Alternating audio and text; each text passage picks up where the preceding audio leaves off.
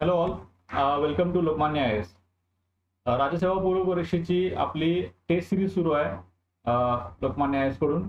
तर या टेस्टमधली जी पहिली टेस्ट आहे, ठीक आहे, त्या टेस्टमधले सीसॅटचा जो काही पेपर आहे आपला, आणि त्या सीसॅटच्या पेपरमध्ये अंकगणित व सामान्य बुद्धिमत्ता चाचणीचे जे काही प्रश्न आहेत, तर त्या प्रश्नांचं आपण विश्लेषण घेतोय बा या व्हिडिओद्वारे. तर जे काही 25 क्वेश्चन्स आहेत, तर त्या 25 क्वेश्चनचं डिस्कशन आपण याच्यामध्ये घेणार आहे. याच्यामध्ये मॅथ, रिझनिंग आणि बाकीचे जे काही जनरल मेंटल ॲबिलिटी जी आहे, तर त्याच्यावरचे प्रश्न आपण वन बाय वन बघूया आपण त्याचं काय सोल्युशन कसं आहे ते. आणि बाकीचे जे काही आकलनाचे प्रश्न आहेत, रिडिंग कॉम्प्रिहेन्शनचे प्रश्न आणि डीएमचे प्रश्न आहेत, डिसिजन मेकिंगचे प्रश्न, ते आपले सागर सर घेतील पहा. ठीक आहे. सो आपण पाहूया one by one math, reasoning आणि general mental ability. First question काय बा, 51 नंबरचा प्रश्न आहे. रोहित, विराट, प्राजक्ता, स्वाती आणि अनुराधा हे 5 मित्रमैत्रीण आहेत. विराट आणि अनुराधा यांना, आता हे असा क्वेश्चन बघितला, ठीक आहे, हा पझलचा प्रश्न आहे. लगेच म्हणजे एकदा एका याच्यात समजून येतो लगेच. ठीक आहे, एक लाईन जरी वाचली याची की समजून येतो की हा पझलचा प्रश्न आहे. पझलचा प्रश्न बघितला की पहिल्यांदा टेबल काढायला सुरुवात करायची. पहिल्यांदा टेबल. ठीक आहे. सो टेबलमध्ये मी काय कसं करतो आता, लेफ्ट साईडला जो व्हर्टिकल कॉलम आहे तो त्याच्यामध्ये हे जे काही मित्रमैत्रीण आहेत त्यांची नावं लिहितो. ठीक आहे. सो कोण आहेत हे, रोहित, विराट, शॉर्ट मध्ये लिहायचं, जास्त पूर्ण फुल फॉर्म लिहिण्याची काही गरज नाहीये. स्वाती आणि अनुराधा. ठीक आहे, अनुराधा हे मित्र आहेत.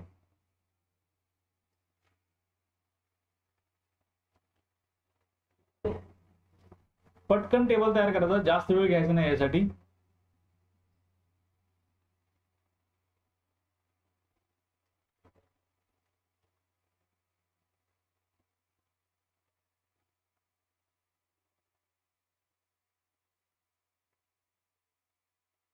ठीक आहे, पाहूया आपण अजून कॉलम जर वाटले तर आपण ऍड करू त्या ठिकाणी. ठीक आहे. सो काय सांगितलं बघा त्याने, विराट आणि अनुराधा यांना चहा कॉफी आवडते. चहा आणि कॉफी, मग इथं मी चहा लिहितो इथं. ओके, वरती ते जे काही पदार्थ जे आहेत तर ते वन बाय वन एकदा वरती लिहून घेऊ आपण. इथं चहा आहे, इथं कॉफी आहे, त्याच्यानंतर कॉफी ज्यूस पण एक आहे, ज्यूस. त्याच्यानंतर लस्सी आहे, लस्सी एक आहे, आणि नंतर काय, दूध एक आहे. अजून एक कॉलम केलं तर काही गरज नव्हती. चहा, लस्सी. Okay, yes. तर आता काय करूया आपण, कोणाकोणाला काय काय आवडते ते फक्त टिक मार्क करून घ्यायचं आपल्याला, जास्त काही कॉम्प्लिकेटेड करायचं नाही मॅटर. विराट आणि अनुराधा यांना चहा कॉफी आवडते. विराट आणि अनुराधा, विराट इथं सेकंड याच्या नंबरला आहे पहा, त्यांना काय आवडते, चहा आणि कॉफी. सो चहा आणि कॉफी, आणि अनुराधाला सुद्धा चहा आणि कॉफी आवडते. सो टिक मार्क करून घ्यायची बस, बाकी पुढे बघू आपण. रोहित आणि विराटला कॉफी आणि ज्यूस आवडतो. ठीक आहे, रोहित आणि विराट पहिले दोन आहेत पहा. रोहित आणि विराटला कॉफी आणि ज्यूस आवडतो. Coffee, juice. विराटला ऑलरेडी कॉफीला टिक केलेलं आहे आपण, ज्यूसला फक्त टिक करायचं. येस. नेक्स्ट, रोहित, प्राजक्ता आणि स्वाती यांना ज्यूस आणि लस्सी आवडते. रोहित घेतो पहिल्यांदा, काय, ज्यूस आणि लस्सी आवडते. ज्यूसला ऑलरेडी केलेलं आहे, लस्सी आवडते. नेक्स्ट कोण आहे, प्राजक्ता आहे. प्राजक्ताला काय आवडते, ज्यूस आणि लस्सी. आणि नेक्स्ट स्वाती, ज्यूस आणि लस्सी. यस. ठीक आहे. नेक्स्ट, प्राजक्ता आणि रोहितला ज्यूस आणि दूध आवडते. ठीक आहे, प्राजक्ता आणि रोहित ज्यूसला ऑलरेडी हे केलेलं आहे, आणि दूध आवडते. ठीक आहे, आणि रोहितला दूध आवडते. यस. ठीक आहे. स्वाती आणि अनुराधाला चहा आणि लस्सी आवडते. स्वाती कुठे आहे, येस, लास्ट. दोघी ज्या आहेत त्या लास्टला आहेत पहा. चहा आणि लस्सी आवडते त्यांना.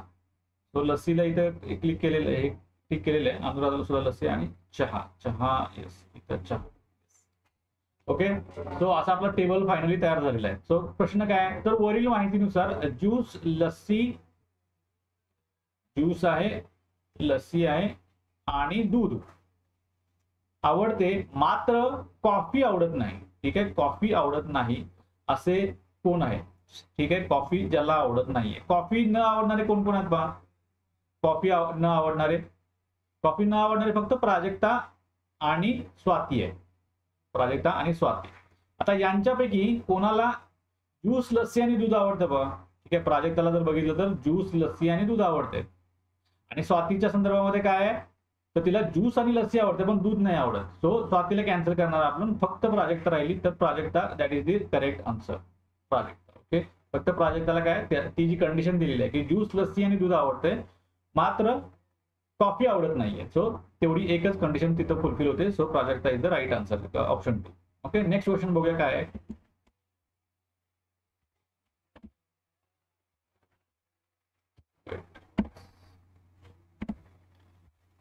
ठीक आहे, येस. काय पहा, संता, बंता आणि गण्या हे 3 मित्र आहेत.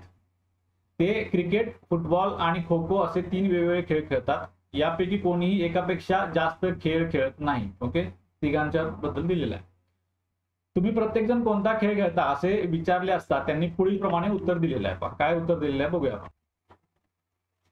तो तिघांनी काय म्हटलेलं आहे पहा, तिघांना प्रश्न विचारलेला आहे की तुम्ही प्रत्येकजण कोणता खेळ खेळता. तर तिघांचं उत्तर काय काय पहा. संत काय म्हणतोय, मी क्रिकेट खेळतो, बंता फुटबॉल खेळतो. ठीक आहे, आता आपण असं जर मानून घेतलं, ठीक आहे, इथं काय या क्वेश्चनला पर्टिक्युलरली आपल्याला टेबल वगैरे काय फॉर्मॅट करायची काही गरज नाहीये. सेकंड, बंता काय म्हणतो, मी क्रिकेट खेळतो, गण्या फुटबॉल खेळतो. आणि तिसरा म्हणलेला आहे गण्या काय म्हणतोय की मी क्रिकेट खेळतो, बंता खो खो खेळतो. आणि प्रश्न विचारला की यावरून क्रिकेट खेळणारा कोणते ओळखा. ठीक आहे, सो आता इथं आपल्याला काही रूल दिलेले नाही, कंडिशन दिलेली नाही की म्हणजे खरं खोटं बोलतायत किंवा हे कोण नेहमी खरं बोलतो, कोण नेहमी खोटं बोलतो. हा बायनरीचा प्रश्न आहे ऍक्च्युली. इथं कंडिशन थोडीशी द्यायला पाहिजे होती पण ती दिलेली नाहीये. सो नेहमी लक्षात ठेवा की बायनरीमध्ये अशी काही कंडिशन दिलेली नसेल तर तिथं फर्स्ट स्टेटमेंट हे खरं पकडा. ठीक आहे, this is the true statement, true आहे असं पकडा आहे. ठीक आहे, दिलेली नसेल तर दॅट इज वाय मी क्रिकेट खेळतो, संताचं जे स्टेटमेंट आहे दॅट इज ट्रू. सो या प्रश्नाचं उत्तर 1 नंबर येईल. ओके, सो याला काही जास्त एक्सप्लेनेशन असं काही नाहीये, जस्ट इथे काही कंडिशन काय दिलेली नाहीये. सो दॅट इज वाय आपण ते ऑप्शन ए प्रमाणे जाणार आहे. ठीक आहे, नेक्स्ट बघू आपण. खालील विधानांचा अभ्यास करून यथार्थ निष्कर्ष निवडा. ठीक आहे, निष्कर्ष सिलॉजिझमचा प्रश्न आहे हा. काय म्हटलेलं आहे पहा, काही दगड फुले आहेत. ठीक आहे, काही दगड फुले आहेत. हे दगड आहेत आणि हे फुले आहेत. सर्व फुले विटा आहेत असं म्हणलेलं आहे त्यांनी. सर्व फुले जी आहेत ती विटा आहेत. असं जर का मोठा आहे का हे घेतलं आपण. ठीक आहे, ही विटा आहेत. काही विटा वाळू आहेत. आता इथं आता वाळूचं जे काही येईल तर त्या ठिकाणी ज्याच्या मल्टिपल पॉसिबिलिटीज येतील. या ठिकाणी कसं आहे, काही विटा ज्या आहेत तर त्या वाळू म्हटलेल्या त्यांनी, वाळू. तर ही एक पॉसिबिलिटी आहे. दुसरी कशी पॉसिबिलिटी येईल, दगडचा असा येईल, दगड, हे फुले, फुलेचा हा एक येईल. त्याच्यानंतर त्यांनी काही काय म्हटलेलं आहे, सर्व फुले विटा आहेत असं त्यांनी म्हटलेलं आहे. सर्व फुले मग विटा, तो ऑफकोर्स असंच येईल. आणि वाळूच्या संदर्भामध्ये हा काय, हा विटाच आहे. यानंतर वाळूच्या संदर्भामध्ये हा एक घेतलाय आपण, मे बी तो असा एक येईल, इथं याला फक्त टच करणार असं काहीतरी येईल. ठीक आहे, हा वाळू होईल. आणि थर्ड अजून एक येईल, काय थर्ड काय येईल पहा, खाली येऊ थर्ड पॉसिबिलिटी,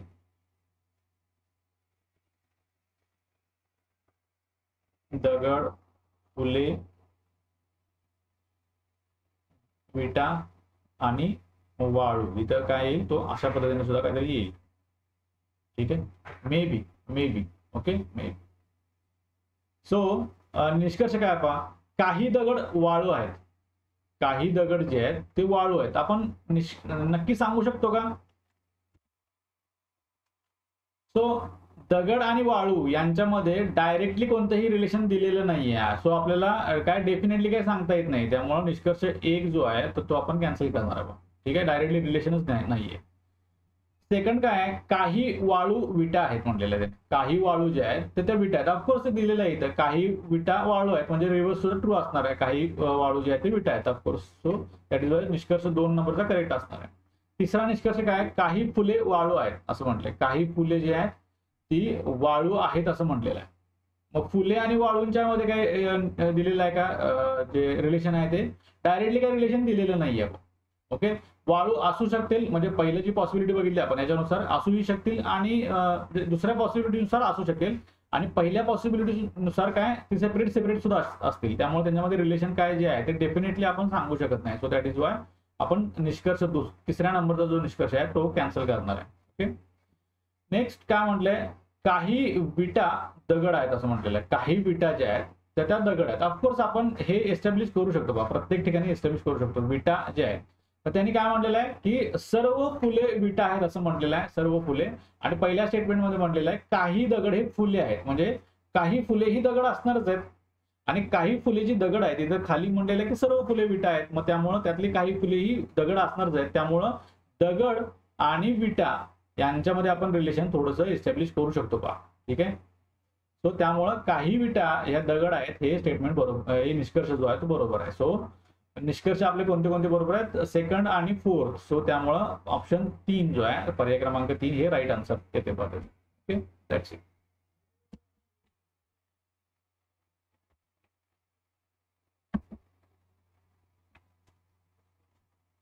येस. नेक्स्ट काय प्रश्न पहा.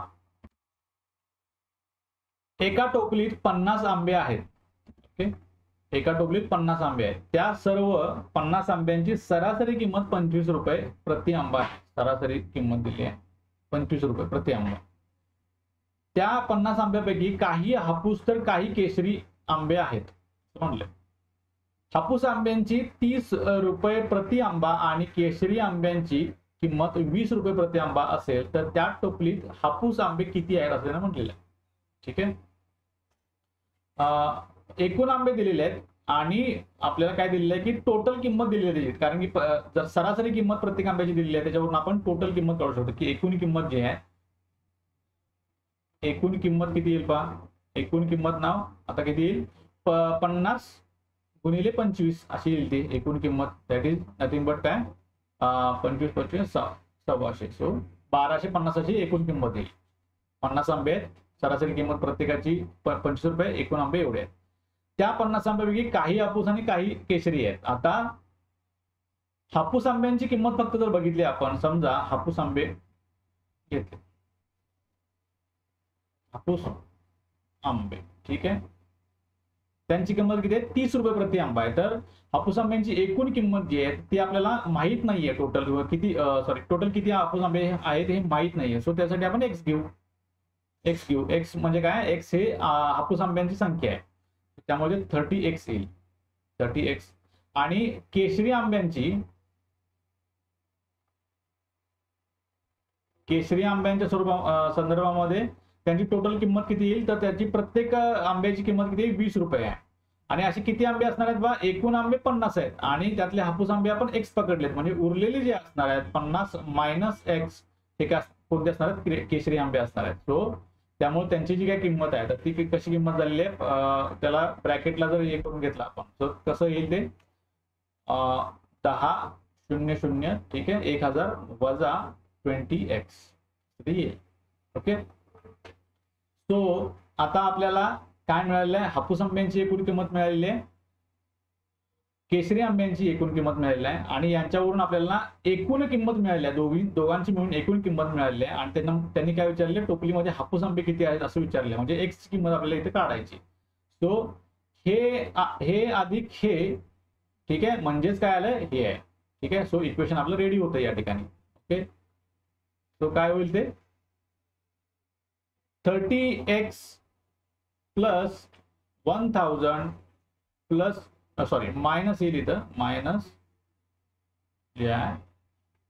20x is equal to 1250. Okay, 1250. हे 1000 जे आहे ते राईट हँड साईडला घेऊया. 1250 मधून ते मायनस होतील, ते किती राहतील बा 250 राहतील. ओके. आणि 30x मधून 20x मायनस केले 10 राहिले, 10x. So x is equal to 0 घालवले आपण, x is equal to what 25. म्हणजे काय 25 जी आहे ती किंमत आलेली आहे 25. म्हणजे हापूस आंबे जे आहे ते किती आहेत पहा 25 आंबे आहेत आपल्याला दिसते. सो ऑप्शन ए, एक नंबरचा जो ऑप्शन आहे ते that is the right answer. Okay. So X ची किंमत जी आहे ती आपली हापूस आंब्यांची संख्या आहे. नेक्स्ट काय पहा, येस, एका गावची लोकसंख्या पहिल्या वर्षी 10% वाढते, दुसऱ्या वर्षी 5% कमी होते, तिसऱ्या वर्षी पुन्हा 20% वाढते. जर 2022 मध्ये त्या गावची लोकसंख्या 62,700 असेल तर 2019 मध्ये त्या गावची लोकसंख्या किती होती असं त्यांनी म्हटलेलं आहे. ठीक आहे, म्हणजे त्यांनी काय सांगितलं की 2019 मध्ये काहीतरी लोकसंख्या होती समजा एक्स, 2020 मध्ये काय झालं, त्याच्यामध्ये 10% वाढ झाली, 10% वाढ झाली, म्हणजे एक्स अधिक एक्स गुणिले 10/100. ठीक आहे, एक्स गुणिले 10 म्हणजे हे एवढं झाले. That is equal to what, that is equal to cross multiplication जर केला आपण तर त्या ठिकाणी काय होणार आहे 110x डिवाइड बाय 100. आता हे 100 आहे तसं ठेवतो मी सध्या, बघू नंतर त्याला कॅल्क्युलेशन मध्ये कुठं फिट करायचं ते. आणि त्याच्यानंतर म्हणजे त्यांनी 2021 मध्ये काय झालं, 5% कमी झाली म्हटले. आता 5% कोणाच्या कमी झाली, याच्या 5% कमी झाली. सेकंड 2020 मध्ये होती त्याच्या 5% कमी झाली, म्हणजे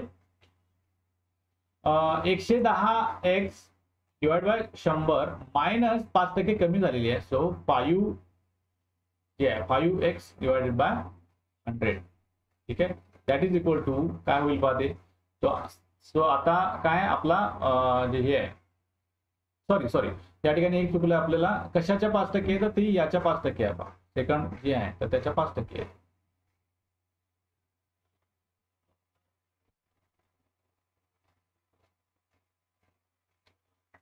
yes, 5 multiplied by 100 multiplied bye याच्या 5% आहे. ठीक आहे, याच्या 5%. सो किती होईल पाहते. सो इथं 20 राहील, 20 पंच 50, 20 पंच 100.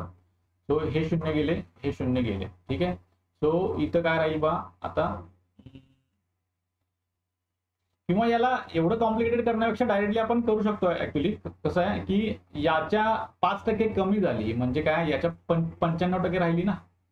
ठीक आहे, याच्या 95% राहिली ना, इथं याच्या 5% कमी झाली म्हणजे याच्या 95% राहिली. सो याला मल्टिप्लाय करताना फक्त डायरेक्टली काय करायचं आपल्याला, 110x divide by 100 multiplied bye 95x 95 divide by 100 एवढंच करायचं आपल्याला. Okay, so complicate. आता हे सुद्धा सॉल्व्ह केलं तर तुम्हाला येऊन जाईल आन्सर, काही प्रॉब्लेम नाही. पण एवढं कॉम्प्लिकेटेड करायची काही गरज नाही. डायरेक्ट 95x 95 हे म्हटलं तुम्ही 95% म्हटलं, एवढी राहिलेली आहे तेवढी. ठीक आहे, सो एवढी राहिलेली आहे. आणि 2022 मध्ये त्यांनी पुन्हा काय म्हटलेलं आहे, 2022 मध्ये याच्या 20% वाढलेली आहे लोकसंख्या. ठीक आहे, याच्या 20% वाढलेली आहे. सो दॅट इज वाय हे जेवढं आलेलं आहे याच्या किती झालेली, ती 120% झालेली आहे. So 110x divide by 100 multiplied bye 95 divide by 100 multiplied bye 120 divide by 100. Okay, आता हे काय आलेलं आहे, 2022 मध्ये लोकसंख्या टोटल किती झालेली आहे त्यांनी दिलेली आहे, दॅट इज 62,700. 62,700. ठीक आहे, आता हे जे आपल्याला सॉल्व्ह करायचं आहे याच्यासाठी 62,700 साठी. सो किती येईल पाहते, इथे 0 0 कॅन्सल करतो, ही 0 इथे कॅन्सल करतो. सो 12 राहिलेला आहे. सो 12ला काय 4,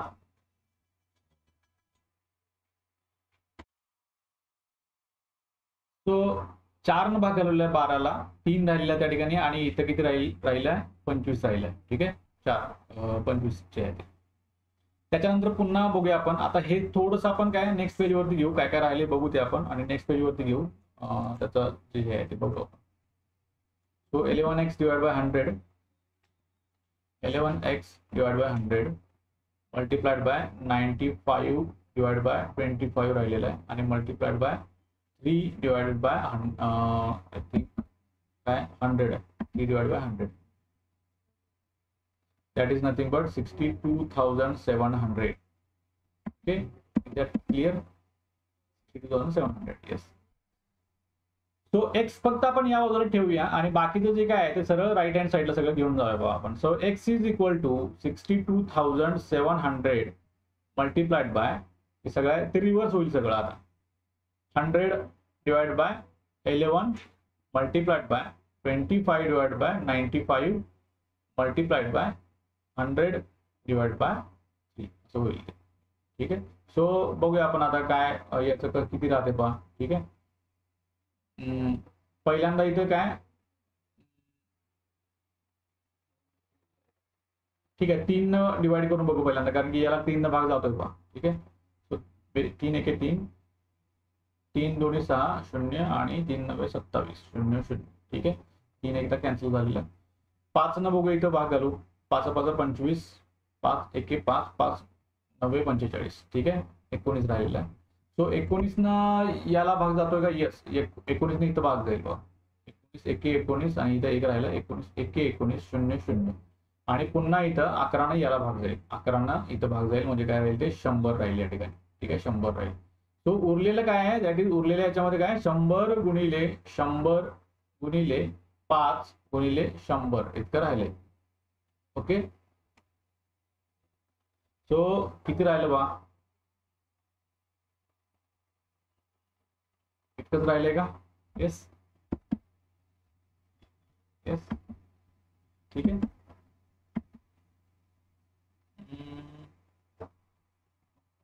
शून्य काही कॅन्सल केली होती का आपण? येस, इथं 0 1 2 कॅन्सल केले होते शून्य आपण. सो ते पुन्हा रिपीट झाले आपले. ठीक आहे. सो इथं 0 हे नव्हतं बा इथं या ठिकाणी. ठीक आहे. सो इथं हे that is wrong. Okay. So एवढंच राहिलेलं आहे आपलं. हे 100 जे आहे ते एक्स्ट्रा आले आपण. ओके. सो राहिले काय 100 multiplied by 100 that is 10,000 multiplied by 5 is 50,000. Yes, that is the answer. 50,000. X is equal to 50,000 म्हणजे सुरुवातीला जे आहे ते आपली किती पॉप्युलेशन होती सुरुवातीला जे आहे इथं 2019 मध्ये, that is 50,000. That is 4 is the right answer. Okay. So इथं बघा, इथं जे आपण केलं या ठिकाणी जे ऑपरेशन केलं या ठिकाणी 0 0 पहिल्यांदा कॅन्सल करून घेतल्या होत्या. सो नेक्स्ट मी पेजवरती घेताना फक्त बाय मिस्टेक ते 100 रिपीट झालं. सो रिपीट ते व्हायला नाही पाहिजे, ते तिथं नाही पाहिजे 100. So final answer is 50,000. Okay. Next. Yes. खालील आकृतीत त्रिकोण किती आहेत? नाव काउंट करण्याची गरज आहे का याला?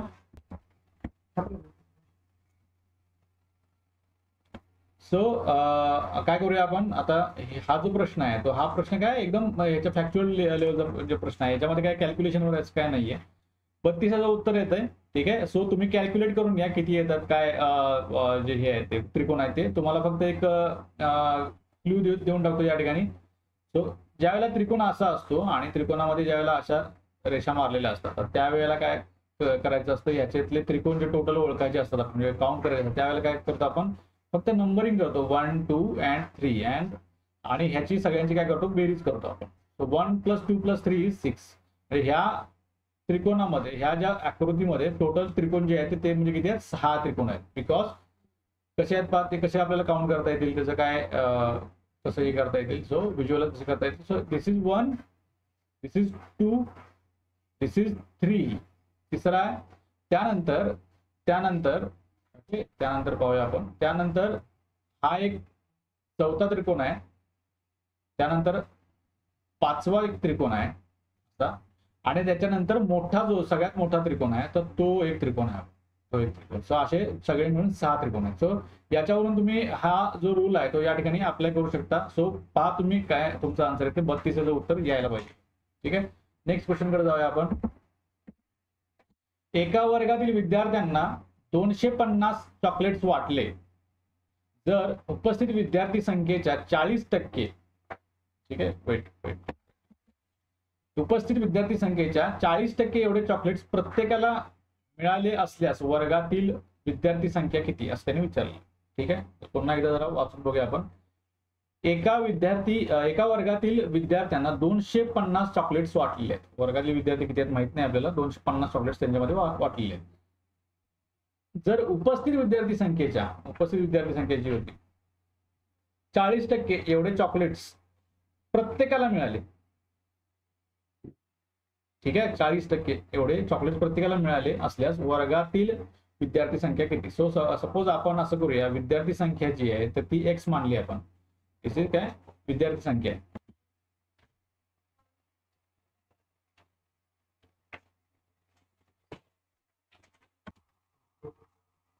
विद्यार्थी संख्या आपली एक्स आहे. ओके. आणि याच्या 40% असं म्हटलेलं आहे, याच्या 40% विद्यार्थी संख्येच्या 40% म्हणजे किती झाले ते 40x डिवाइड बाय 100. आता एवढे चॉकलेट्स प्रत्येकाला मिळाले असं त्यांनी म्हटलेलं आहे, प्रत्येकाला मिळालेले असं त्यांनी म्हटलेलं आहे. मग प्रत्येकाला किती म्हणजे एवढे चॉकलेट्स, ठीक आहे. जर विद्यार्थी संख्या आपण तो एवढे चॉकलेट जे आहे ते काय सांगितले की त्यांनी प्रत्येकाला मिळाले, प्रत्येकाला मिळाले. मग आता प्रत्येक म्हणजे किती विद्यार्थी संख्या, टोटल विद्यार्थी संख्या जी आहे ती आपली किती आहे x आहे. मग मल्टिप्लाइड बाय जर x केलं दॅट इज इक्वल टू किती येते टोटल चॉकलेटची संख्या दॅट इज 250. ओके. सो काय येईल पाहते 40x divide by 100 multiplied bye x. इथे 0 0 पहिल्यांदा कॅन्सल करतो, ठीक आहे. सो x स्क्वेअर होईल पाहतो 4x square divide by 10 that is equal to 250. ठीक आहे. सो कसं करूया आता आपण, एक तर ठीक आहे पलीकडेच नेऊ सगळं जे काय असेल ते. So x square that is equal to 250 multiplied by 10. So इथं डायरेक्टली इथं 2500 घेतो आणि डिवाइड बाय 4 करतो, ठीक आहे. सो किती होईल ते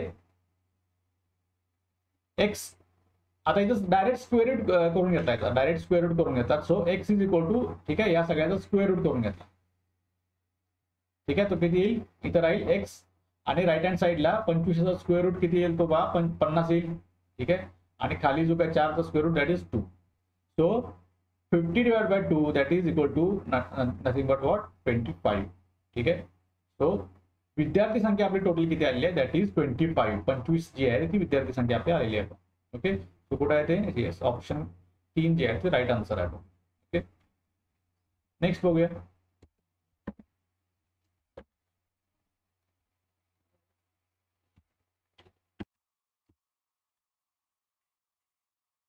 तो प्रश्न काय आहे आपला, जर 2022चा कामगार दिन रविवारी येत असेल तर 2032 मधील डॉक्टर बाबासाहेब आंबेडकर जयंती कोणत्या वारी येईल असं त्यांना म्हटलेलं आहे, ठीक आहे.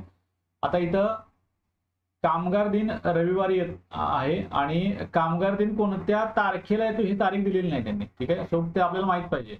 आणि डॉक्टर बाबासाहेब आंबेडकर जयंती ही पण दिलेली नाही कोणत्या तारखेला येते. तर त्या तारखा आपल्याला जीएसचं जे काही हे आहे तर त्याच्यानुसार माहित पाहिजे. इथे कामगार दिन कधी येतो 1 मे ला येतो, ठीक आहे. दॅट इज 1 मे. आणि डॉक्टर बाबासाहेब आंबेडकर जयंती 14 एप्रिल, ठीक आहे, 14 एप्रिल, ठीक आहे. सो आपल्याला दिलेलं काय आहे बा की त्यांनी विचारलेलं काय 2032 मध्ये ही जयंती जी आहे डॉक्टर बाबासाहेब आंबेडकर जयंती ही 2032 मध्ये कधी येईल असं त्यांनी विचारलेलं. सो आता आपल्याला एक वार आणि एक तारीख नक्की निश्चित माहिती आहे, दॅट इज काय की 1 मे 2022 ला कोणता वार आहे दॅट इज रविवार, ठीक आहे, रविवार. आता याच्यावरून काय करू आपण, याच्यावरून 2032 मध्ये कामगार दिन जो आहे किंवा 1 मे जो आहे तो कोणत्या वारी येईल असं बघूया आपण. सो 2022 पासून 2032 पर्यंत आपले किती 10 वर्ष होतात, ठीक आहे. सो 10 वर्षात प्रत्येक एक जास्तीचा दिवस म्हणजे सामान्य जे काही हे असतं वर्ष असतं त्याच्यामध्ये एक जास्तीचा दिवस असतो, त्याला ऑड डे म्हणतो आपण, ठीक आहे. एक जास्तीचा दिवस असतो. असे किती वर्ष आपले 10 आहेत. प्लस आपले याच्यामध्ये अजून लीप वर्ष कोणते कोणते मध्ये येत आहेत. सो लीप वर्ष जर बघितले तर 2024 एक येत आहे, 2028 एक येत आहे आणि 2032 एक येत आहे,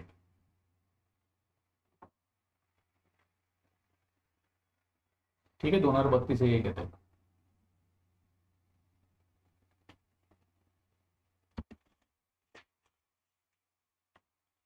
तो त्यामुळे काय आहे की 2003 हे जे आहेत हे 3 लीप वर्ष येत आहेत. आता 32 आपण का पकडलेलं आहे बिकॉज 32 हे ज्या लीप वर्ष कशावरून ठरतं, हे फेब्रुवारीमध्ये आपले जितके दिवस असतात त्याच्यावरून ठरतं. आणि आपलं जे काही कॅल्क्युलेशन असणार ते फेब्रुवारीच्या नंतरचं कॅल्क्युलेशन असणार आहे. दॅट इज वाय आपण फेब्रुवारी 2032 जे आहे ते सुद्धा कन्सिडर करतोय पहा. सो लीप वर्षामध्ये जास्तीचे दिवस जे असतात ते एक एक्स्ट्रा जास्तीचा दिवस असतो, त्यामुळं 3 लीप वर्षाचे 3 जास्तीचे दिवस अजून आपण कन्सिडर करणार याच्यामध्ये. सो 10 मल्टिप्लाइड बाय 1 प्लस 3 जे आहे ते तेवढं घेतलेलं आहे आपण, ठीक आहे. 3 जरा लिहितो व्यवस्थित. सो टोटल आपले जास्तीचे दिवस किती आले तर ते म्हणजे 13, ठीक आहे. आता याला 7 न डिवाइड करणार आहे आणि रिमाइंडर जे बाकी किती राहणार आहे दॅट इज इथं जे आहे 1चा भाग जाईल आणि बाकी जे उरणार आहे ते 6 बाकी उरणार आहे आपले. 6 बाकी हे आपल्याला महत्वाचे आहेत. तो 6 बाकी उरणार आहे. सो आपल्याला 1 मे 2022 ला रविवार आहे आणि 2032 ला काढायचं आहे. तर इथपर्यंत 2032 ला जाईपर्यंत आपल्याला 6 दिवस जे आहेत तर ते बाकी जास्तीचे दिवस उरतात. त्यामुळं 2032 चा जो कामगार दिन आहे तो रविवारपेक्षा 6 दिवस पुढे जाईल. सो रविवारपेक्षा 6 दिवस पुढे म्हणजे शनिवार. त्यामुळे 2032 ला कामगार दिन जो येईल तो कधी येईल? शनिवारी येईल पहा. ठीक आहे, शनिवारी. नाव आता शनिवार आहे, आपल्याकडे काय आलेलं आहे 1 मे 2032 ला शनिवार आहे. तर आपल्याला काय करायचं आहे? तर आपल्याला 14 एप्रिल 2032 ला कोणता वार येईल असं ते काढायचं आहे. कोणता वार? तर या ठिकाणी बघा 14 एप्रिल पासून ते 1 मे पर्यंत टोटल किती दिवस होतात? तर ते एप्रिलचे उरलेले 16 दिवस आणि 1 मे असे 17 दिवस होतात टोटल. ठीक आहे, 17 दिवस. ओके. सो आता 17 दिवसामध्ये 2 वीक्स होतात पूर्ण, 2 वीक्स आणि उरलेले जे आहे तर 3 जास्ती दिवस होतात, ऑड डेज ज्याला म्हणतो आपण, ऑड डेज. हे 3 ऑड डेज होतात. ठीक आहे, 3 ऑड डेज. आणि एवढे सगळे पूर्ण केल्यानंतर आपलं जे काउंटिंग जे आहे तर ते शनिवारपर्यंत थांबलं पाहिजे. शनिवारपर्यंत काय झालं? थांबलं पाहिजे. म्हणजे शनिवार हा तिसरा ऑड डे असणार आहे. तिसरा ऑड डे. मग याच्या आधीचा कोणता? शुक्रवार असणार आहे आणि याच्या आधीचा गुरुवार असणार आहे. आणि त्याच्या आधीचा जो महिना आठवडा संपणार आहे तर तो म्हणजे कुठं संपणार आहे? तो बुधवारी संपणार आहे. बुधवारी संपणार आहे. ओके. सो आपण 14 एप्रिल पासून जर काउंटिंग करत गेलो, 14 एप्रिल पासून पुढचं जे काउंटिंग करत गेलो, तो प्रत्येक वेळेला ते 2 जे आठवडे असणार आहेत ते आपले आठवडे संपणार गेले ते बुधवारी संपणार आहेत आपले आठवडे. So that is Y 14 April हा सुद्धा काय असायला पाहिजे? बुधवारच असायला पाहिजे. बुधवारच असायला पाहिजे. कारण पुढचे जे काय आपण कॅल्क्युलेट करू पुढचे आठवडे ते गुरुवारपासून कॅल्क्युलेट करू. गुरुवार, शुक्रवार, शनिवार असे मग संपणार कधी? ते बुधवारी संपणार. तर त्यामुळे बुधवार जो आहे तो 14 एप्रिल 2032 ला बुधवार येईल. ठीक आहे, बुधवार. ओके. नेक्स्ट क्वेश्चन बघूया आपण काय आहे. सो नेक्स्ट क्वेश्चन बघा आपलं काय, खालीलपैकी कोणता अंक प्रश्नचिन्हाच्या जागी येईल असं त्यांनी विचारलेलं आहे. ठीक आहे. तर काय विचारलेलं आहे पहा, त्यांनी 3 आकृत्या दिलेल्या आपल्याला, त्याच्यामध्ये 3 काहीतरी संख्यांची अरेंजमेंट दिलेली आहे आणि ते त्याच्यावरून आपल्याला ते लॉजिक त्यांच्यामधलं जे आहे तर ते आयडेंटिफाय करायचं आहे. आणि तिसऱ्या फिगरमध्ये जे काही प्रश्नचिन्ह दिलेलं आहे या ठिकाणी कोणती संख्या येईल असं त्यांनी ते बघायचं आहे आपल्याला. तो बघा आता फर्स्ट याच्यामध्ये बघा काय होतंय, 9, 5 आणि 54 दिलेलं. तर याच्यामध्ये डायरेक्टली मी सांगतो सगळं काय असेल ते. तर याच्यामध्ये बघा तुम्ही ट्राय करा स्वतःहून, मी डायरेक्टली त्याचं उत्तर सांगून देतो. सो 9 आणि 5 यांचा जर गुणाकार केला आपण, याचा गुणाकार केला तर तो किती येतो? 45 येतो. आणि या 45 मधल्या अंकांची काय करायचे? फक्त आपल्याला अदलाबदली करायची आहे. That is 54. ओके. सो 50 वर आलेला इथं 54. अगेन 7 आणि 8 यांचा गुणाकार करायचा आहे. तो किती येतोय? 56 येतो. 7 8 56. आणि यांची फक्त अदलाबदल अंकांची अदलाबदल करायची आहे. दॅट इज किती येईल? ते 65 येईल. ठीक आहे, 65.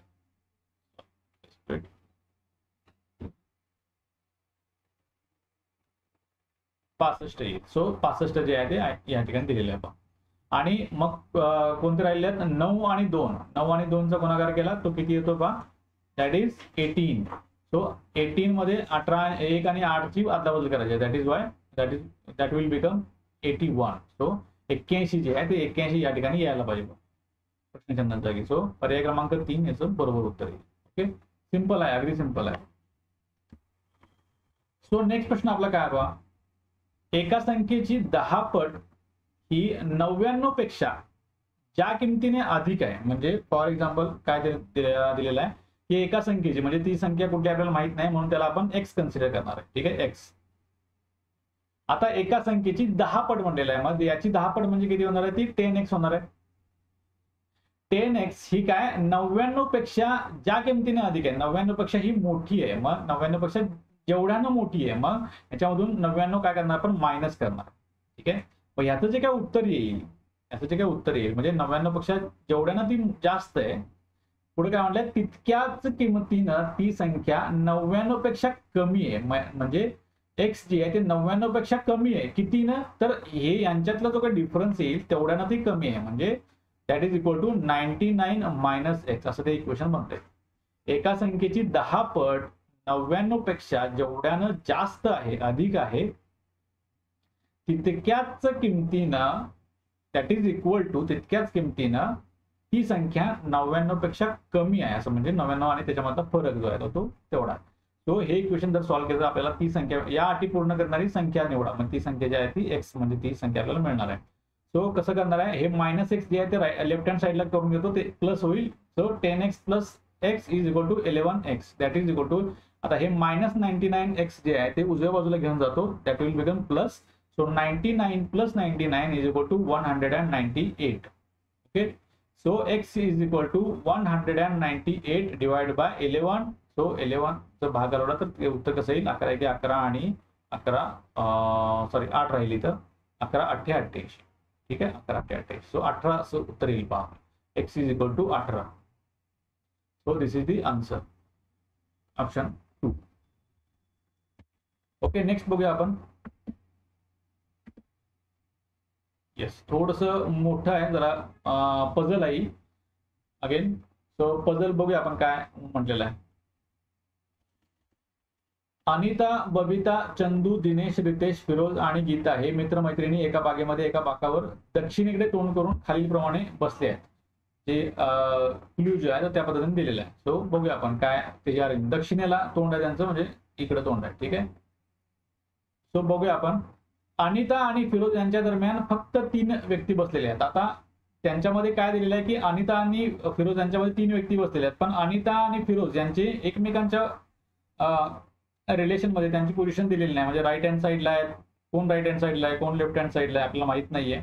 आणि त्यांची पोझिशन, आता हे किती मित्रमैत्रिणी आहेत बरं, 1 2 3 4 5 6 आणि 7 जण आहेत. तर 7 पोझिशन्स असतील, तर 7 मध्ये ते नक्की कुठल्या पोझिशनला बसले ते सुद्धा आपल्याला दिलेलं नाही. सो हा जो क्लू आहे तो आपण नंतर कन्सिडर करूया. अनिता किंवा फिरोज यांच्यापैकी कोणीही ओळीच्या टोकाला बसलेले नाहीये. ठीक आहे, ओळीच्या टोकाला बसलेलं नाहीये.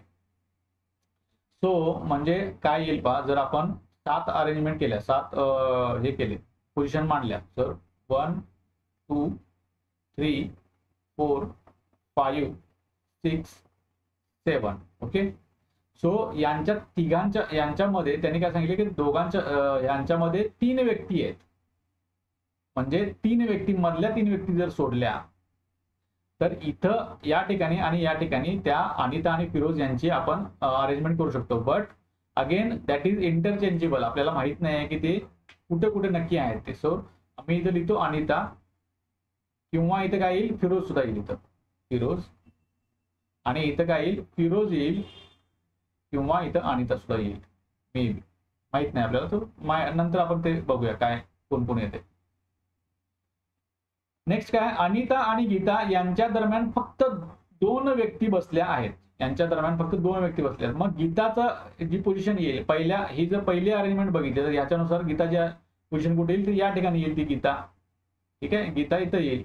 किंवा नेक्स्ट याच्याप्रमाणे जर बघितलं तर गीताची पोझिशन कुठे येईल, ती इथं येईल, गीता. ओके, अनिता या ठिकाणी, अनिता आणि त्यांच्यामध्ये 2 व्यक्ती बसलेले आहेत. रितेश हा अनिता किंवा फिरोज यांचा लगतचा शेजारी नाही म्हटलेला आहे, नाही म्हटलेला आहे. मग तो अनिता आणि फिरोजचा लगतचा शेजारी नाहीये. मग तो काय, तो इथंही येणार नाहीये, तो इथं सुद्धा येणार नाही. तो राहिली एक पोझिशन, म्हणजे सेंटरची पोझिशन आहे, त्या ठिकाणी तो रितेश येईल. रितेश इथं येईल, तो डेफिनेटली रितेश इथं येईल पहा. ओके, रितेश हा बबिताच्या उजवीकडून तिसरा आहे. आता उजवीकडून इथं आपल्याला दक्षिणेकडं तोंड करून बसलेला आहे आपण. ठीक आहे, सगळेजण.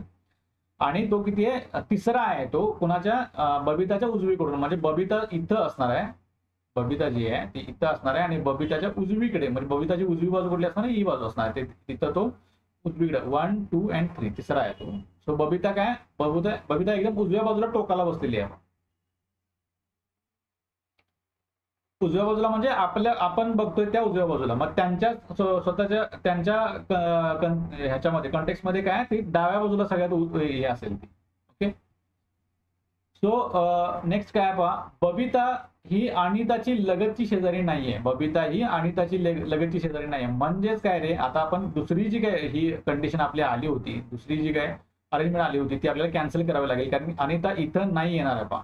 अनिता इथंच येणार आहे. सो ही कंडिशन, ही जी काय अरेंजमेंट आपण कॅन्सल करणार आहे. सेकंड, पहिलीच जी काय आहे ती अरेंजमेंट आपण कन्सिडर करणार आहे आपण. सो बबिता इथं आहे, ठीक आहे, बबिता इथं आहे, फिरोज इथं आहे, गीता इथं आहे, रितेश इथं आहे, इथं मध्ये कोण आहे माहित नाही आपल्याला, अनिता इथं आहे, आणि दोघांची आपल्याला पोझिशन आपल्याला कन्फर्म करायची आहे. दॅट इज कोण राहिलेलं आहे, चंदू एक राहिलेला आहे आणि दिनेश एक राहिलेला आहे. ठीक आहे, ह्या दोघांची अजून अरेंजमेंट माहित नाही आपल्याला. आता काय म्हणलंय, रितेश हा चंदू लगतचा शेजारी नाहीये, म्हणजे चंदू इथं येणार नाहीये. चंदू कुठे येईल, तो इथं येईल. आणि उरला कोण, दिनेश, तो दिनेश इथं येईल. ठीक आहे, झाली आपली अरेंजमेंट पूर्ण झालेली आहे. सो आपल्याला काय म्हटलेलं आहे, वरील माहितीवरून चुकीचा पर्याय कोणता आहे तो निवडायचा आपल्याला. बबिता ही चंदू आणि फिरोज यांची लगतची शेजारी असं म्हटलेलं आहे. बबिता ही चंदू आणि फिरोज यांची लगतची, चंदू इकडे खूप लांब आहे बबिताच्या, आणि फिरोज कुठे आहे, फिरोज लगतचा आहे, पण चंदूच्या बबिताच्या जवळ चंदू नाही, चंदू लांब आहे, त्यामुळं हा जो काय पर्याय चुकीचा पर्याय आहे. सो त्याला क्रॉस करू. रितेश हा दिनेश आणि गीताचा लगतचा शेजारी आहे असं म्हटलेलं आहे. रितेश जो आहे तो दिनेश आणि गीताच्या, ऑफकोर्स बरोबर आहे ते, कारण की दिनेश इथं आहे, रितेश इथं सेंटरला आहे आणि त्याच्या बाजूला लगेच गीता आहे. सो त्यामुळं ते बरोबर येईल आहे. फिरोज हा बबिताच्या उजवीकडून लगतचा शेजारी आहे. ठीक आहे, बबिताच्या उजवीकडून लगतचा शेजारी आहे, बरोबर आहे, कारण की बबिता इथं दक्षिणेकडे बघते, सो उजवी बाजू ही येणार आहे. सो फिरोज तिच्या उजव्या बाजूला लगतचा शेजारी आहे, त्यामुळे तेही बरोबर आहे. त्यात चंदू आणि बबिता ओळीच्या टोकाला बसलेले आहेत. चंदू आणि बबिता ओळींच्या टोकाला बसलेले, ऑफकोर्स चंदू इथे आहे, ह्या एका टोकाला आहे, आणि बबिता सुद्धा ह्या एका टोकाला इथं दिसते आपल्याला. सो त्यामुळे ते सुद्धा बरोबर आहे. सो काय म्हणलेलं आहे, वरील माहितीवरून चुकीचा पर्याय ओळखा म्हटलेलं आहे. ठीक आहे, चुकीचा पर्याय कुठे आहे, एक खेरीज एकही नाही, म्हणजे ऑप्शन ए जो आहे तो बरोबर येतो. ए जो आहे तेवढा एकच चुकीचा पर्याय, त्याच्या व्यतिरिक्त कोणताही चुकीचा पर्याय नाहीये. ओके, सो तसं ते याचं हे उत्तर येते. नेक्स्ट बघूया आपण काय आहे. येस येस, प्रश्नचिन्हाच्या जागी काय करायचं आहे, ती जो काही मिसिंग टर्म आहे ती आपल्याला फाइंड आउट करायची आहे. ठीक आहे, प्रश्नचिन्ह काय दिलेलं आपण त्या दृष्टीने. ठीक आहे, सो आता तुम्ही जर ट्राय करा स्वतःहून, मी तर डायरेक्टली याचं तुम्हाला आन्सर सांगतो ना, त्याचं रिलेशन कसं येते त्या पद्धतीने सांगतो पहा. तर याचं रिलेशन काय आहे, इथं सेंटरला जी काय हे येते ती काय येते, 24 अशी ते उत्तर येते बघा त्याचं. ठीक आहे, 24. आता हे काय येते बघा. ठीक आहे, तर इथं आपल्याला कसं करायचं आहे की हे जे काही नंबर्स दिलेले आहेत तर याचे अपोजिटची पेअर बनवायचे, सगळ्यांच्या अपोजिटचे जे आहे ते पेअर्स बनवायचे. ठीक आहे, सो आता सपोज काय आहे, 36 आणि 12 ही जी पेअर आहे, 36 आणि 12 यांच्यामध्ये डिफरन्स किती होतो, 24 डिफरन्स होतो त्यांच्यामध्ये. ओके, यांच्यामध्ये डिफरन्स किती होतो, 24 होतो. सो 24 डिवायडेड बाय 2 जर केला तर तो 12 येतोय, 12 येतोय. So yes, weight a minute, yes 12 येतोय. सो ठीक आहे, 12 येतोय. आता 24 जे आहे तर 24 आपण इथे सेंटरला ठेवणार आहे. ठीक आहे, 24 जे आहे तर इथे मी ड्रॉ करून घेतो पुन्हा एकदा.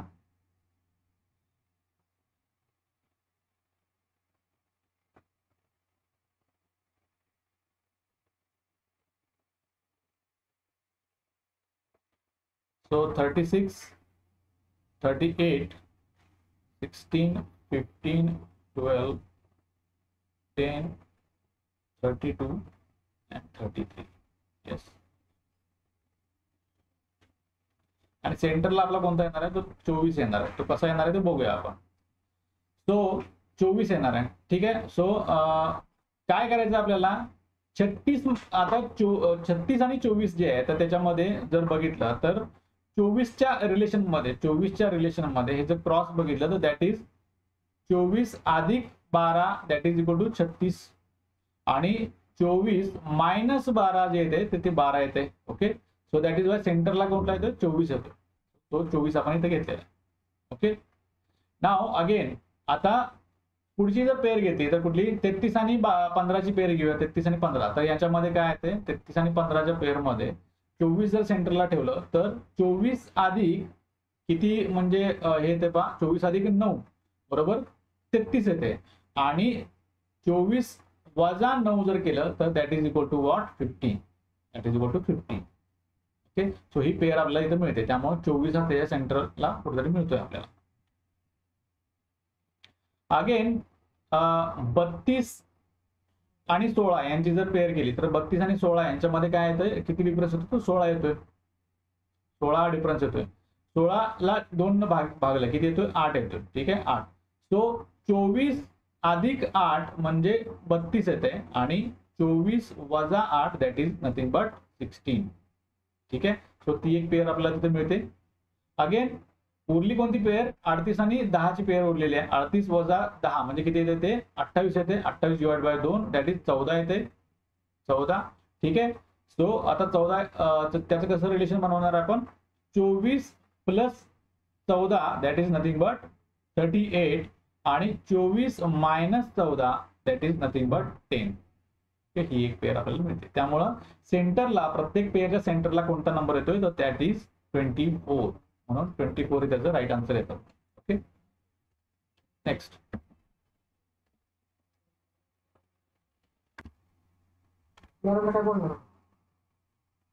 सो टाइम अँड वर्क वरचं एक्झाम्पल आहे बघा आपलं. हे टाकीचं जे काय एक्झाम्पल आहे तर ते काय एक्झाम्पल आहे बघूया. एक पाण्याची टाकी ए आणि बी नळाने अनुक्रमे 15 आणि 20 मिनिटात पूर्ण भरते. ठीक आहे, एक पाण्याची टाकी आहे, इथं 2 नळ आहेत, ए आणि बी. ठीक आहे, ए बी. आता यानं काय, एक 15 मिनिटात पहिलं जे आहे ते 15 मिनिटात भरते आणि दुसरी जी आहे ती 20 मिनिटात भरते असं त्यांनी सांगितलेलं. परंतु काय म्हटलेलं आहे, मिनिटात पूर्ण भरते. दोन्ही नळ एकाच वेळी चालू करून रिकामी टाकी भरण्यास सुरुवात केली, परंतु टाकीच्या बुडाला छिद्र असल्यामुळे, इथे कुठेतरी छिद्र आहे आणि त्यातून काही पाणी बाहेर जाऊ लागले असं ते म्हटले. तरीही 10 मिनिटात टाकी पूर्ण भरली. 10 मिनिटात टाकी पूर्ण भरली. तर भरलेली टाकी छिद्राद्वारे किती मिनिटात रिकामी होईल. भरलेली टाकी छिद्राद्वारे फक्त किती मिनिटात रिकामी होईल. तर रिकामी त्याला काय फक्त आपण एक्स म्हणू की एक्स मिनिटात ती रिकामी होईल. ठीक आहे, एक्स मिनिटामध्ये ती रिकामी होईल. आता ऍट अ टाइम ही तिन्ही चालू आहेत. ठीक आहे, की 2 नळ सुद्धा चालू आहेत आणि एक छिद्र सुद्धा चालू आहे. तर त्यामुळं एका मिनिटामध्ये जर काढायचं झालं आपल्याला तर ते कसं काढणार आपण, एका मिनिटामध्ये म्हणजे एका पहिल्या नळानं एका मिनिटात किती टाकी भरते, तर 1/15 प्लस दुसऱ्या नळानं एका मिनिटात किती भरते, 1/20 आणि मायनस एका मिनिटात किती रिकामी होते, सो दॅट इज 1/x. ठीक आहे, असं आपण काढतोय ते. आणि इक्वल टू काय, टोटल टाकी भरायला किती वेळ लागतो, तर 10 मिनिटात पूर्ण होते. तर एका मिनिटात किती होईल ती पूर्ण, तर 1/10 असं ते काढणार आहे. ठीक आहे, सो सिंपल एक्झाम्पल आहे. सिंपल याचं जे काय तुम्ही जसं ह्यानं करता, लसावी वगैरे घेऊन करता त्या पद्धतीने तुम्ही ट्राय करून बघा, उत्तर तेच येणार आहे. सो या पद्धतीने मी सिंपली हे करतो डायरेक्ट, त्या पद्धतीने मला ते उत्तर हे येणार आहे, डायरेक्टली उत्तर येणार आहे. सो काय करायचं, एका मिनिटामध्ये जे आपण काढतो, एका मिनिटामध्ये 1/15, एका मिनिटामध्ये 1/20. आता ह्या दोन्हींची बेरीज करणार, कारण की दोन्ही त्या टाकी भरतायत, सो त्यांची बेरीज करणार आणि छिद्र जे आहे ते टाकी हे करताय, रिकामी करते, त्याला मायनस करणार 1/x. म्हणजे एका मिनिटामध्ये किती ती रिकामी करते ती एक्स करणार. सो आणि टाकी भरायला टोटली किती वेळ लागतो, सर 10 मिनिटं लागतात, त्याचं रिव्हर्स करून घ्यायचं म्हणजे एका मिनिटामध्ये किती टाकी भरते असं त्याचं ते हे रिलेशन करणार आहे पत्ता. सो हे रिलेशन जर सॉल्व्ह केलं, एक्स ची व्हॅल्यू जर तुम्हाला निघली तर ते डायरेक्टली तुमचं आन्सर येणार आहे. सो बघूया आपण आता 15 आणि 20 मध्ये लसावी किती येतोय, 60 हा लसावी येतोय, 60 लसावी येतोय. सर 60 हा छेदामध्ये 60 मला करून घ्यायचा आहे. तर 60 करण्यासाठी काय करणार, पहिल्या अपूर्णांकाला 4 न गुणावं लागेल, अंशाला आणि छेदाला. मग ते 4 न गुणल्यानंतर तो किती होईल, छेद 60 होईल, प्लस दुसऱ्या अपूर्णांकाला 3 न गुणावं लागेल, 3/60 असं ते होईल, अधिक एक सॉरी वजा आहे ते, वजा. सो ते वजा जे आहे ते वजा डायरेक्ट उजव्या बाजूला घेऊन जाऊ आपण. उजव्या बाजूला घेऊन जाऊ आणि उजव्या बाजूचा 1/10 जो आहे तर तो आपण डायरेक्ट डाव्या साईडला घेऊ. तो 1/10 अधिक आहे तर त्या वजा होईल, मायनस 1/10 होईल, तर 1/10 होईल. तर त्याला पुन्हा त्याचाही छेद आपण 60 करून घेऊ. सो त्याला 6 न जर गुणलं अंशाला छेदा तर त्याचा जो छेद आहे तर तो 60 होईल. सो इक्वल टू जो 1/60 जो अपूर्णांक आहे तो उजव्या बाजूकडून डाव्या बाजूकडून उजव्या बाजूकडून नेला तो प्लस होईल, सो 1/x होईल. सो आता इथं काय झालेलं आहे बघा, छेद आपले समान आहेत, जो अंश फक्त अंशांची बेरीज किंवा वजाबाकी करायचे. सो 4 अधिक 3 म्हणजे 7 वजा 6, 7 वजा 6 म्हणजे 1, 1/60 बरोबर 1/x. आता डायरेक्ट इथं आपल्याला समजते की x बरोबर 60च आहे बा. x is equal to 60. x is nothing but 60. So त्यामुळे काय आहे, आपल्याला काय आलेलं आहे की ते छिद्र जे आहे ते फक्त छिद्र जर असेल तर ती भरलेली टाकी रिकामी करायला त्याला किती वेळ लागेल, 60 मिनिटे लागतील बा. त्याला 60 मिनिटे लागतील. त्यामुळं पर्याय क्रमांक 2 हे आपलं राईट आन्सर येते. ओके, सिंपल आहे. नेक्स्ट,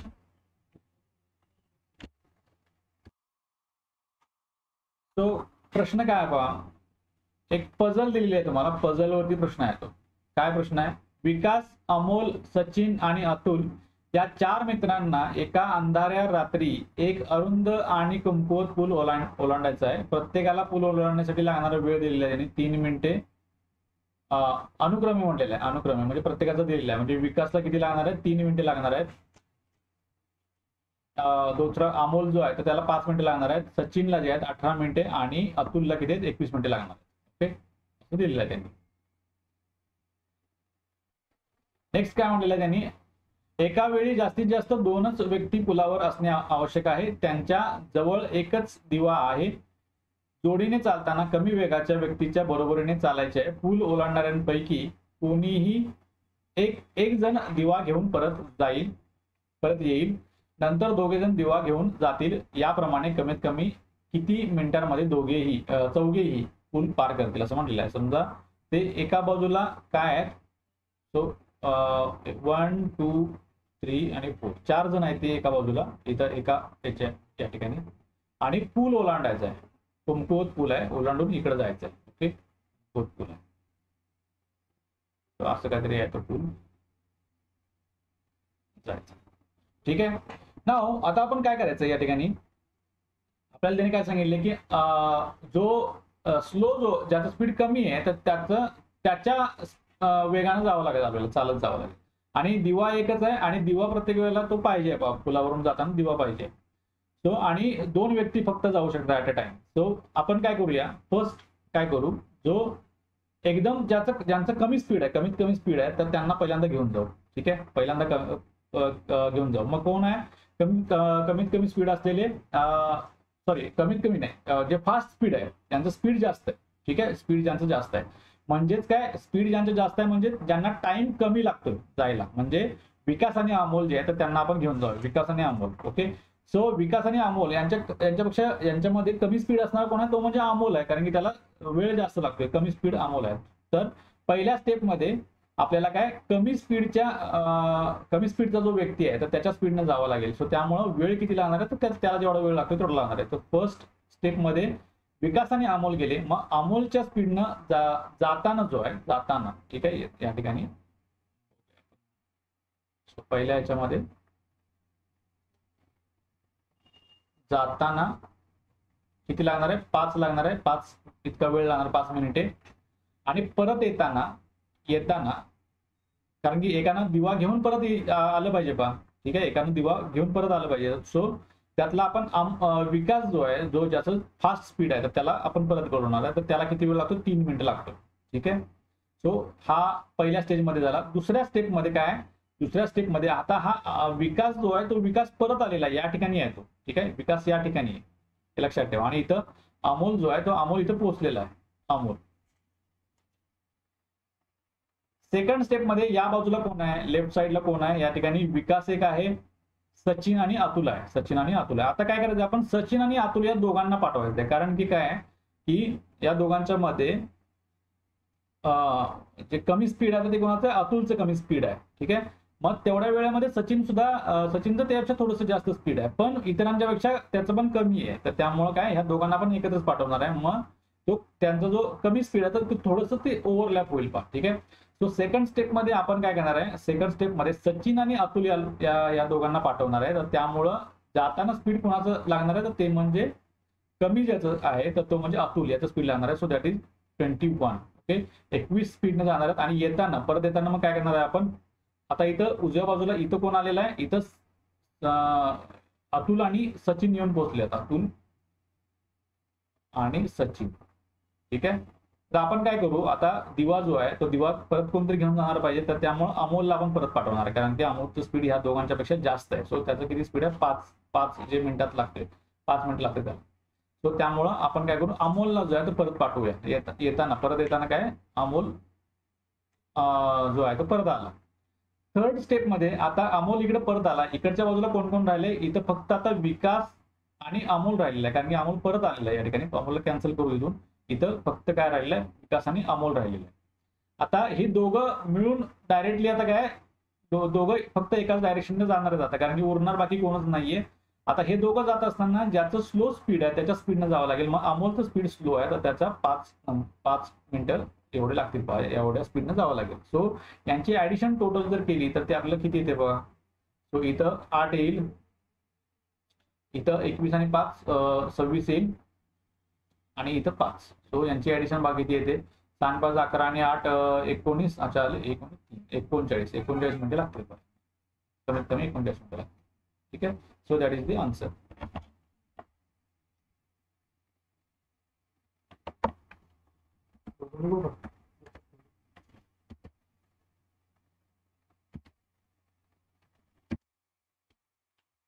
नेक्स्ट क्वेश्चन बघा काय आपला.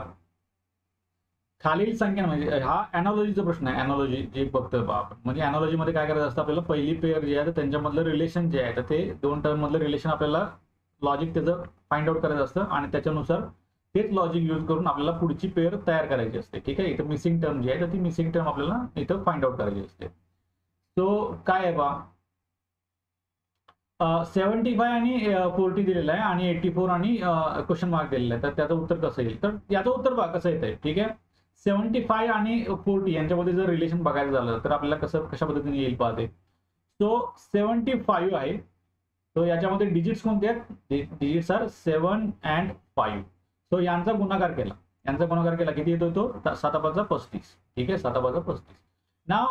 नाव I am going to subtract 35 from 75. 75 मधून काय करणार आहे, 75 मधून 35 वजा केले तर that is equal to 40. So हे 40 जे आहे तर हे 40 आपल्याला इथं मिळालेलं आहे. ओके. सो सिमिलरली आपण नेक्स्ट जे आहे तर त्या पद्धतीने करूया बघा. किती येते, 84 मध्ये डिजिट्स किती आहेत, कोणते डिजिट्स आहेत, 8 and 4. सो त्याचं मल्टिप्लिकेशन केलं, so that is 8 Chowk 32. So 84 minus 32, so that is equal to 2 and 5. ठीक है, 52. So this is the answer, 52. Option जे आहे ते ऑप्शन 1 नंबर जो आहे तो that is the answer. Okay. So next question बघूया काय आहे. काय पहा प्रश्न, एक वस्तू 12,000 रुपयाला विकल्यामुळे खरेदीच्या 1/5 पट इतका नफा मिळतो असं म्हटलेलं आहे. तर त्या वस्तूची खरेदी किंमत किती. सिंपल, सरळ, साधा सोपा प्रश्न आहे, एकदम सिंपल. 1/5 पट म्हणजे काय, 1/5 पटला जर पर्सेंटेज मध्ये आपल्याला कन्वर्ट करायचं असेल, 1/5 पट म्हणजे मल्टिप्लाय बाय फक्त 100 करायचं, दॅट इज इक्वल टू 20%. ठीक आहे. 20% म्हणजे काय झालं त्याला, ही वस्तू जी आहे तर ती 12,000 रुपयाला विकल्यामुळे हे काय, ही विक्री किंमत आहे. विकल्यामुळं खरेदीच्या किती टक्के झालेला आहे, आता 20% त्याला प्रॉफिट झालेला आहे. 20% खरेदी किंमत किती आहे, समजा X आहे, आणि त्यानं 20% प्रॉफिट न विकलेल्या, म्हणजेच काय 120% एवढ्या यानं विकलेल्या आहे त्यानं, 120%. तर त्याचं उत्तर किती येते, तर त्याचं उत्तर जे येते ते म्हणजे विक्री किंमत जी येणार आहे तर ती 12,000 रुपयाची येणार आहे. तर त्या वस्तूची खरेदी किंमत किती असणे विचारलं, म्हणजे एक्स ची किंमत आपल्याला काढायची. एक्स ची खरेदी किंमत आपण काढलेली आहे. ठीक आहे. सो फक्त काय करायचं, एक्स इथंच ठेवतो, आणि हा जो अपूर्णांक आहे तो डायरेक्ट उजव्या बाजूला घेऊन जातो, तो इनव्हर्स होईल. So 12,000 multiplied by 100 divide bye 120. So हे 120 इथे कॅन्सल झाले. सो इथं 1 राहील, इथं 100 इथं राहील, आणि 100 गुणिले 100. So X is equal to 10,000. This is the answer. Okay, 10,000. Okay. इथं कॉमा देताना थोडंसं चूक केलेली आहे. कॉमा ऍक्च्युली इथं द्यायला पाहिजे होता, इथं 4 डिजिटच्या नंतर आलेला आहे. सो थोडीशी मिस्टेक आहे त्या ठिकाणी, पण नंबर बरोबर आहे. सो 10,000 तो उत्तर येते. नेक्स्ट बघूया काय आहे.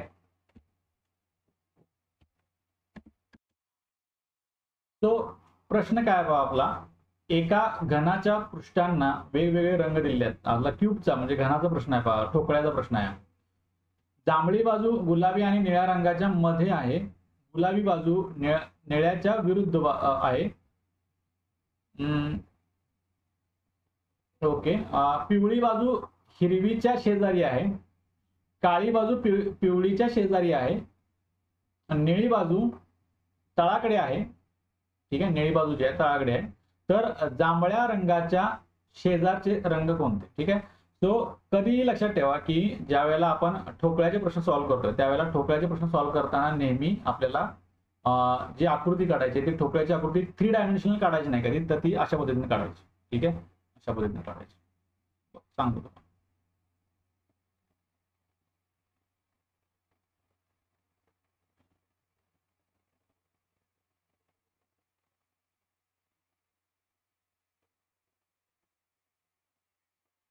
ओके.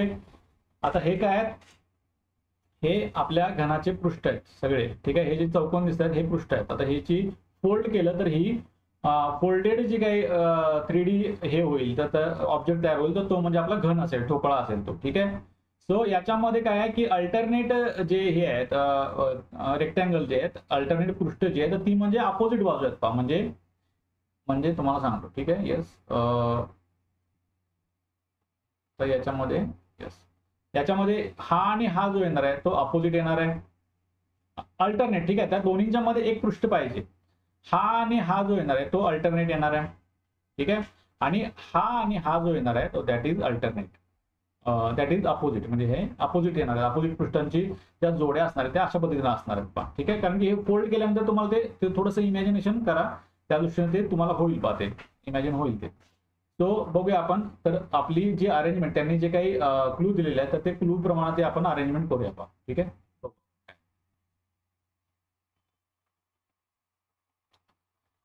पहिला क्लू काय दिलेला आहे, जांभळी बाजू गुलाबी आणि निळ्या रंगाच्या मध्ये आहे असं त्यांनी सांगितलं. जांभळी बाजू जी आहे, सपोज आपण इथं घेऊया जांभळी बाजू. त्यांनी काय म्हटलंय, गुलाबी आणि निळ्या रंगाच्या मध्ये आहे. गुलाबी आणि निळा, इथे निळा घेतो. निळा.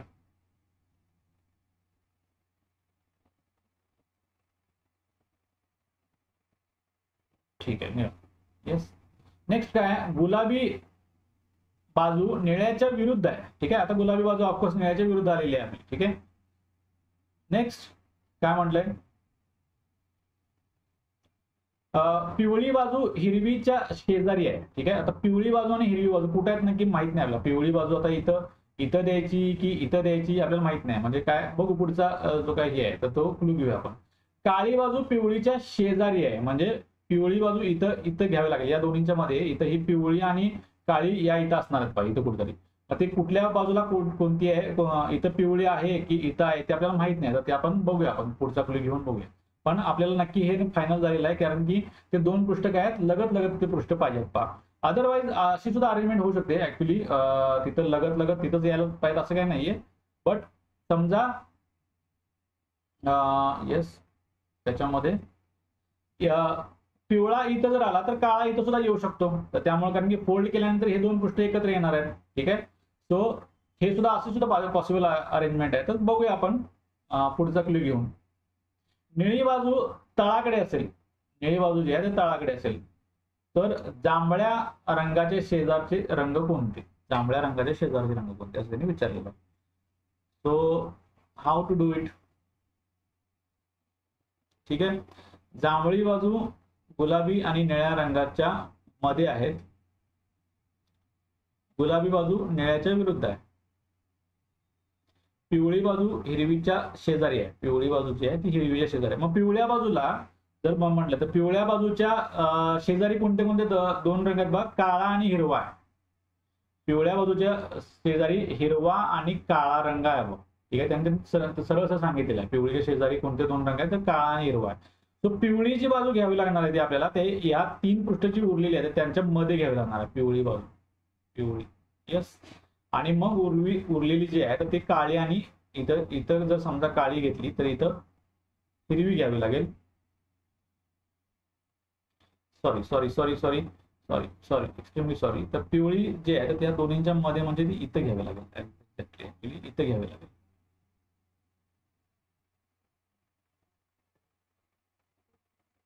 ठीक आहे, इथं घ्यावी लागेल. बिकॉज फोल्ड केल्यानंतर काय ती मध्ये येईल, दोन्हींच्या मध्ये हिरवी इथं येईल. किंवा हिरवी आणि काळी जी आहे तर यांचं जी हे आहे यांची जागा जी ती इंटरचेंज सुद्धा होईल पहा. ठीक आहे, इंटरचेंज होईल त्यांची जागा. सो त्यामुळे आता आपल्याला बघायचं आहे यांची जागा म्हणजे ही जी आहे ते यांच्यामध्ये इंटरचेंज होऊ शकते एक्झॅक्टली, कारण की ते कुठे आहेत आपल्याला माहित नाही आहे. ते मे बी ते इंटरचेंज असू शकतात. सो हे कॅन्सल करतो. सो आपली फायनल अरेंजमेंट जी आली ती अशा पद्धतीने आली आहे. मग प्रश्न काय बा आपला, प्रश्न जो आहे तो जांभळ्या रंगाच्या शेजारचे रंग विचारले. जांभळ्या रंगाच्या शेजारचे कोणते येणार आहेत पहा. गुलाबी एक आहे, निळा एक आहे, काळा आणि हिरवा एक आहे. ठीक आहे, काळा आणि हिरवा इंटरचेंज जरी झाले तर ते जांभळ्याच्या शेजारीच येणार आहेत पहा. तो कुठला पर्याय कुठला मिळतो आपल्याला. पिवळा रंग सोडून जे आहे ते पर्याय ते असतील पहा. पिवळा रंग इथे ते कॅन्सल, हे कॅन्सल, हे कॅन्सल, उरला एक नंबर. सो तो उत्तर येईल बाबा आपलं फायनल. कारण की पिवळा रंग जो येणार आहे त्याच्या बरोबर विरुद्ध दिशेला येणार आहे. पिवळा रंग जो कारण की अल्टरनेट पृष्ठभाग सांगितलं ते विरुद्ध दिशेला येणार. सो नेक्स्ट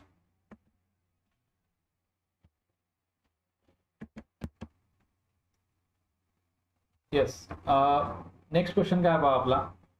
मैदानावरील एका खांबापासून गौरी पूर्वेला 9 मीटर गेली, नंतर डावीकडे वळून 8 मीटर गेली, पुन्हा डावीकडे वळून 13 मीटर गेली, शेवटी आणखी एकदा डावीकडे वळून 5 मीटर गेली. तर आता तिच्यापासून खांब कोणत्या दिशेला आणि किती मीटर अंतरावरती आहे असं त्यांनी विचारलेलं आहे.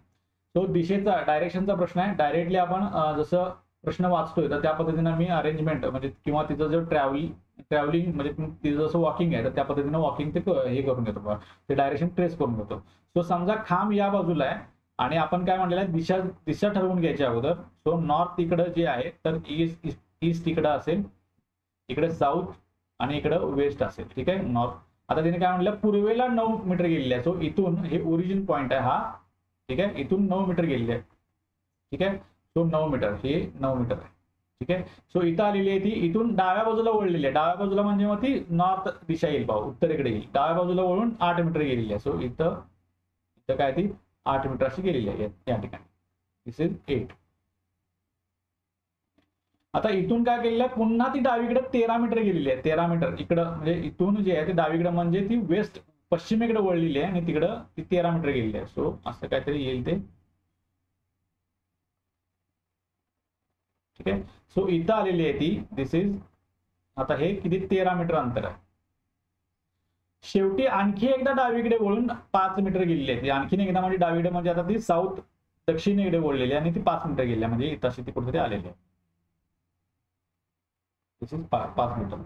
आता त्यांनी विचारलेलं आहे की आता ती खांब कोणत्या दिशेला, तिच्यापासून खांब कोणत्या दिशेला आहे असं विचारलं की ही जी डायरेक्शन कोणत्या दिशेला आहे. तर ऑफकोर्स खांब कोणत्या दिशेला येतोय तिच्या जे आहे ते आग्नेयला येईल बघा खांब, कारण की आग्नेय दिशा या बाजूला असते तुमची. ठीक आहे, सो आग्नेय कुठं आहे पहा, ते एकच उत्तर तुम्हाला दिसतं या ठिकाणी. तेवढ्यावरून जरी तुम्ही काढलं तर ते उत्तर तुमचं तेवढं येईल आहे पहा. म्हणजे कॅल्क्युलेशन सुद्धा करण्याची तुम्हाला काही गरज लागणार नाहीये. सर तो एकच आपल्याकडे आग्नेय दिशा एवढीच एकच पर्याय आहे, त्यामुळे त्यालाच आपण टिक करणार आहे. आता 5 मीटर अंतर येते, त्यांनी अंतर सुद्धा विचारलं. सो 5 मीटर या पर्यायानुसार 5 मीटर येते. सो इथं पायथागोरस प्रमेय लावायचा आहे, तर तो तुमच्यावरती मी सोडून देतो, तुम्ही स्वतः ट्राय करा. कारण की इथं काय येईल ट्रायंगल जो येईल तो असा काहीतरी ट्रायंगल तयार होईल. सो डिस्टन्स किती येतं बघा या दोन्हींचं, येते इथं काहीतरी 4 असं डिस्टन्स येईल, इथं 5 8 - 3 म्हणजे इथं येईल आणि हे तुम्हाला डिस्टन्स काढायचं. सो पायथागोरस प्रमेय तयार करा, यूज करा त्याचा आणि इथं 5 मीटर येते का ते बघा. तुमच्यासाठी होमवर्क असेल. सिंपल एक्झाम्पल आहे, काहीच अवघड नाही. 5 मीटर यायलाच पाहिजे ते उत्तर. ओके, सो नेक्स्ट बघूया आपण काय. नेक्स्ट प्रश्न बघा काय आहे. ओके, येस, काय म्हणलेलं आहे, ताशी 72 किलोमीटर वेगाने धावणारी एक रेल्वे 1500 मीटर लांबीचा बोगदा 2 मिनिटात ओलांडते, तर त्या रेल्वेची लांबी किती. ठीक आहे, मिनिटामध्ये दिलेला आहे या ठिकाणी आणि वेग जो दिलेला आहे तो 72 किलोमीटर दिला. आता किलोमीटर फक्त किलोमीटर ज्यावेळेला असतं त्यावेळेला नॉर्मली काय किलोमीटर प्रति तास असे कन्सिडर करायचं. सो 72 किलोमीटर पर आवर असं ते आहे. ठीक आहे. सो आता आपल्याला उत्तर जे आहे ते त्यांनी किती वेळ जी आहे ते मिनिटामध्ये दिली आहे या ठिकाणी. सो याचं जे काही रेल्वेचं जे हे आहे वेग जो आहे तो मीटर इथं पण जे दिलेलं आहे लांब बोगद्याची लांबी मीटरमध्ये दिलेली आहे. ठीक आहे. आणि आपल्याला रेल्वेची लांबी पण मीटरमध्ये काढायची आहे. सो त्यामुळे काय करू, जो वेग दिलेला आहे तर त्याला मीटर प्रति मिनिट अशा पद्धतीने कन्वर्ट करून घेऊ. सो 72 ला मीटर प्रति मिनिट कन्वर्ट करून घ्यायचं असेल तर त्याला 1000 न गुणायचं आणि 60 न डिवाइड करायचं. 60 न डिवाइड करायचं. ठीक आहे. कारण की 1000 म्हणजे काय, 1 किलोमीटर म्हणजे 1000 मीटर आणि 1 तास म्हणजे 60 मिनिटे असं म्हणून ते हे करायचं. सो हे कॅल्क्युलेशन कसं येईल पहा. 0 0 गेले, इथं राहिले काय, इथं 12 राहतील. सो 12 गुणिले 10 म्हणजे 1200. सो 1200 मीटर प्रति मिनिट असं ते त्याचं हे आलेलं आहे, स्पीड आलेलं आहे. हे काय वेग आलेला आहे, हा वेग. ठीक आहे. आता आपल्याला वेग सॉरी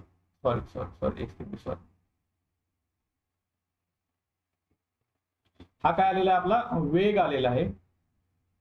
जो आपल्याकडे वेग आहे. आता अंतर काय आहे, अंतर काय त्यांनी 1500 मीटर लांबीचा बोगदा म्हटलेला आहे. आणि रेल्वेच्या बाबतीत तुम्हाला माहित असतं की बोगदा ज्यावेळेला असतो त्यावेळेला टोटल लांबी आहे, टोटल अंतर जे घ्यायचं असतं ते बोगद्याची लांबी अधिक रेल्वेची लांबी घ्यायची असते. मग रेल्वेची लांबी आपल्याला माहित नाहीये तर त्याच्यासाठी आपल्याला एक्स कन्सिडर करणार आहे, एक्स घेणार आहे या ठिकाणी. सो अंतर आलेलं आहे आपल्याकडं, वेग आलेला आहे आणि वेळ किती दिलेली आहे त्यांनी, वेळ ही 2 मिनिटे दिलेली आहे, 2 मिनिटे. सो वेग वेळ तिन्ही आहे आपल्याकडं, त्यांच्यामध्ये रिलेशन जे आहे तर ते कसं आहे पहा. तर अंतर बरोबर वेग गुणिले वेळ असं ते मिळते आपल्याला. सो अंतर किती आहे 1500 अधिक एक्स बरोबर वेग किती आहे 1200 आणि वेळ किती आहे 2 आहे. So that is equal to 2400. So आता 1500 अधिक एक्स बरोबर 2400 आलेले आहे. मग एक्स बरोबर जे येणार आहे तर ते म्हणजे 2400 वजा 1500 दॅट इज नथिंग बट 900. म्हणजे रेल्वेची लांबी जी आलेली आहे ती म्हणजे 900 मीटर इतकी आलेली आहे. सिंपल वे, सिंपल जे आहे ते आन्सर. सो नेक्स्ट क्वेश्चन पहा आपला. एका कॅन मध्ये दूध आणि पाणी यांचे मिश्रण 5:3 आहे. त्यातील 8 लिटर मिश्रण काढून घेतले आणि तेवढेच पाणी ओतले. त्यामुळे आता दूध आणि पाणी यांचे मिश्रण एकाच एक झाले. तर त्या कॅन मध्ये सुरुवातीला तिचे द्रावण किती असेल. ठीक आहे. सुरुवातीला किती द्रावण असेल ते सुरुवातीची क्वांटिटी जी आहे टोटल मिळून क्वांटिटी आहे ती विचारली आहे त्यांनी. आता हा गुणोत्तर प्रमाणावरचा प्रश्न आहे. तर गुणोत्तर प्रमाण ज्यावेळेला आपण घेतो त्यावेळेला काय हे जे काही गुणोत्तर दिलेलं असतं, रेशो दिलेला असतो, याच्यामध्ये काय करायचं असतं आपल्याला ऍब्सोल्यूट ती क्वांटिटी जे काढायची. दुधाचे आणि पाण्याचे मिश्रण दिले आहे, दूध पाणी असं म्हणते. किती आहे 5:3 असं दिलेलं आहे. मग टोटल क्वांटिटी आपल्याला किती आहे ती माहित नाहीये म्हणून दोघांच्यासाठी एक कॉमन फॅक्टर आपण कन्सिडर करतो एक्स. मग दुधाची क्वांटिटी जी आहे सुरुवातीला किती आहे 5x आहे आणि पाण्याची क्वांटिटी आहे ती 3x इतकी आहे. ठीक आहे 3x इतकी आहे. मग यांचा रेशो घेतला तर तो 5:3 असा तो येतो पहा. ठीक आहे. सो आता नेक्स्ट काय करायचं आपल्याला. आता त्यांनी काय म्हटलं की 8 लिटर मिश्रण काढून घेतलं म्हटलेलं आहे. 8 लिटर जे आहे ते मिश्रण काढून घेतलेलं आहे. आता 8 लिटर जे मिश्रण काढून घेतलेलं आहे त्याच्यामध्ये सुद्धा दुधाच्या आणि पाण्याचं प्रमाण जे आहे गुणोत्तर जे आहे ते 5:3 एवढं असणार आहे. ठीक आहे. कारण की ते मिश्रणातलाच तो भाग आहे, ते रेशो सेमच राहतो, कधी त्यातलं काढून घेतलं तर रेशो सेमच राहतो. मग 8 लिटर मध्ये पाण्याचं आणि दुधाचं आणि पाण्याचं मिश्रण 5:3 असेल तर त्यामध्ये दूध आणि पाणी किती असणार आहे, दूध जे असणार आहे तर ते म्हणजे 5 लिटर असणार आहे आणि पाणी जे असणार आहे ते किती असणार आहे 3 लिटर असणार आहे. सिंपल कॅल्क्युलेशन आहे हे. म्हणजे 5 आणि 3 8 एवढं असणार आहे. ठीक आहे. त्या जे काढून घेतलेलं मिश्रण आहे 8 लिटर त्याच्यामध्ये 5 लिटर दूध आहे आणि 3 लिटर पाणी आहे पहा. कारण की त्यांचा रेशो जो आहे तो त्यांनी दिलेला आहे 5:3 आहे. म्हणजेच काय की सुरुवातीचं जे काय क्वांटिटी दिलेली आहे ही जी क्वांटिटी 5x आणि 3x जी दिलेली आहे याच्यामधून काय झालेलं आहे 5 लिटर दूध वजा झालेलं आहे, वजा 5 लिटर आणि याच्यामधून वजा 3 लिटर दूध पाणी कमी झालेलं आहे पहा. आता त्यांनी काय म्हटलेलं आहे की पुन्हा हे कमी झालेलं आहे म्हणजे ही क्वांटिटी जी आहे ती कमी झालेली आहे. ओके. आणि पुन्हा काय म्हटलेलं आहे की तेवढेच पाणी ओतले म्हणलेलं आहे, तेवढेच पाणी ओतले म्हणजे किती 8 लिटर काढलेलं आहे आणि 8 लिटर पाणी ऍड केलेलं आहे. म्हणजे पाणी फक्त आता या बाजूला फक्त ऍड होईल. ठीक आहे. पाणी फक्त इथे ऍड होईल.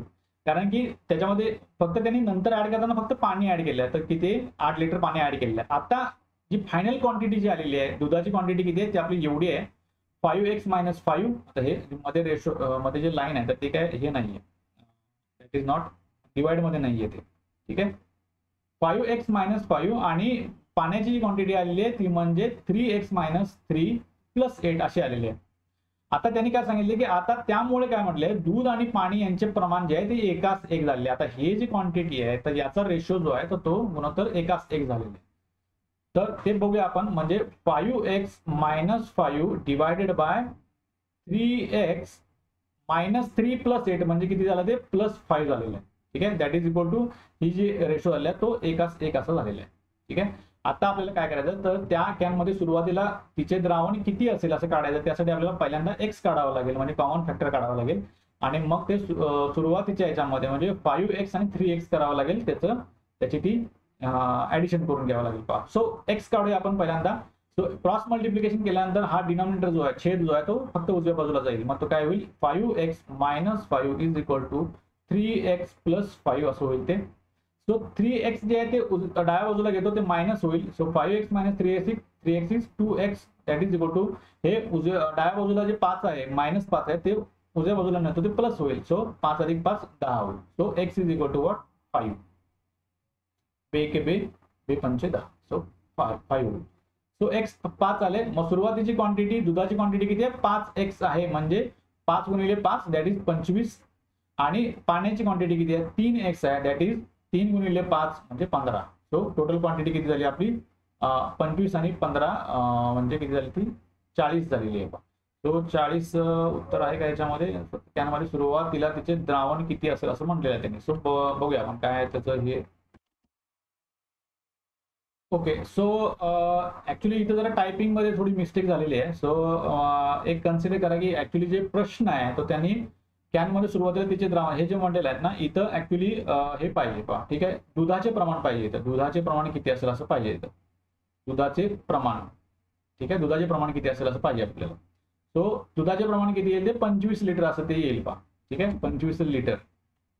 सो त्यामुळं ऑप्शन 3 जो आहे आपला करेक्ट आन्सर येईल. ठीक आहे, सो प्रश्न विचारताना थोडंसं डायरेक्टिव्ह जे आहे थोडंसं तिथं टायपिंग मिस्टेक झालेली आहे. सो तेवढं कन्सिडर करा, ते 25 लिटर आहे.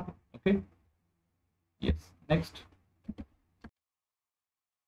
नेक्स्ट प्रश्न बघा आपला काय आहे. दुपारी 2:30 वाजल्यापासून 2:30 आले 2:30 वाजल्यापासून रात्री 11:30 वाजेपर्यंत घड्याळाच्या दोन्ही काट्यांमध्ये किती वेळा 180 डिग्रीचा कोन होईल असं त्यांनी सांगितलेलं आहे, विचारलेलं आहे. ठीक आहे, सो सिंपल प्रश्न आहे. याचं ऍक्च्युली उत्तर तुम्हाला एक्सप्लेनेशन देण्याची काही गरज नाहीये. 9 याचं उत्तर येते पहा. ठीक आहे, 9 उत्तर येते याचं. सो सिंपल आहे प्रश्न. मे बी म्हणजे डिस्कशनला घेण्याची सुद्धा गरज नाहीये, तरी सांगून देतो. याच्यामध्ये 2:30 वाजल्यापासून ते 11:30 वाजेपर्यंत किती तास होतात बघा 9 तास होत आहेत, 9 आवर्स. सो प्रत्येक तासामध्ये एक वेळेला काय होतो 180 डिग्रीचा कोन होतो. प्रत्येक तासामध्ये 180 डिग्रीचा, म्हणून 9 तासामध्ये 9 वेळा होईल पाहतो. सो ऑप्शन त्याचं 2 उत्तर बरोबर येईल. सो बाकीचं जे काय आहे त्याचं ते तुम्ही बघून घ्या. एकदम सिंपल आहे प्रश्न, काय त्याला डिस्कशनची काय एक्सप्लेनेशनची काही गरज नाही. ओके, सो नेक्स्ट प्रश्न काय पहा आपला. एका व्यक्तीचा मासिक पगार 13,500 रुपये आहे आणि त्याचा मासिक खर्च 9,000 रुपये आहे. पुढील वर्षी त्याचा पगार 14% वाढतो तर खर्च 7% वाढतो, तर त्याच्या बचतीवर काय परिणाम होईल असं त्यांनी प्रश्न विचारला. सिंपल सरळ प्रश्न आहे. तर याला काय करायचंय की आधीची बचत आणि नंतरची बचत हे फक्त पहिल्यांदा काढून घ्यायचं आहे, मग त्यांच्यामध्ये रिलेशन काय आहे ते बघायचं बघा आपल्याला. ठीक आहे, आधीची बचत काय पहिली जी बचत आहे ती काय 13,500 मायनस 9,000 म्हणजे 4,500 रुपये पहिली बचत जी आहे ती. पहिली बचत किती आहे 4,500 रुपये एवढी पहिली बचत आहे. ठीक आहे, सुरुवातीची बचत. आता दुसरे काय होते, नेक्स्ट काय होते त्याचा पगार किती आहे 14% वाढतोय. म्हणजे सुरुवातीचा पगार जो आहे 13,500 आहे तर तो 14% वाढतोय, म्हणजे किती होतोय 114% असं तो होतोय. ठीक आहे, 114. ठीक आहे, 114 डिवाइड बाय 100 जर केलं तर डायरेक्टली त्याचं उत्तर तुम्हाला मिळून जाते. तो कसं करणार याचं.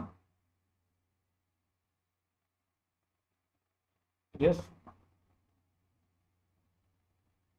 ठीक आहे, तर मल्टिप्लिकेशन करा बघू आता याचं कसं होतं मल्टिप्लिकेशन. येस, 135 आणि 114.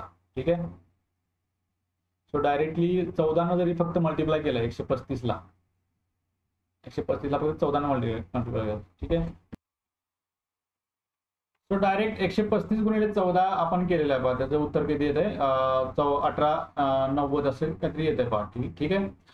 सो आपल्याला काय करायचं आहे आता, फक्त डायरेक्ट जरी असं केलं ते 13,500 अधिक 1890 असं केलं तरी डायरेक्ट आपल्याला ते 114 गुणिले 135 असं उत्तर येऊन जातं पहा आपल्याला. सो 0 जे आहे, ठीक आहे, 9 8 5 13 3 हाच्या आले 1, इथं 5 राहील आणि इथे 1 राहील, 15,390. सो नवीन त्याची सॅलरी जी काय झालेली आहे ती किती झालेली आहे 15,390 इतकी झालेली आहे. आता नेक्स्ट त्याचं काय काढायचं आपल्याला, त्याचा खर्च जो आहे तो किती टक्क्याने वाढलेला आहे बघा, खर्च 7% वाढलेला आहे. सो खर्च किती अगोदरचा होता 9,000 इतका खर्च होता आणि त्याच्यामध्ये 7% वाढलेला आहे, म्हणजे 9,000 गुणिले 7% किंवा 107 जरी केलं तरी चालेल. 7% मी डायरेक्ट 7% फक्त करतोय. तो 0 0 गेले, इथे किती राहिले 7 9 63, 300 7 9 63 आणि 0 वरची. सो 630 रुपये इतका खर्च वाढलेला आहे. सो नवीन खर्च किती झालेला आहे आपला, इथे 0 राहिले, ठीक आहे.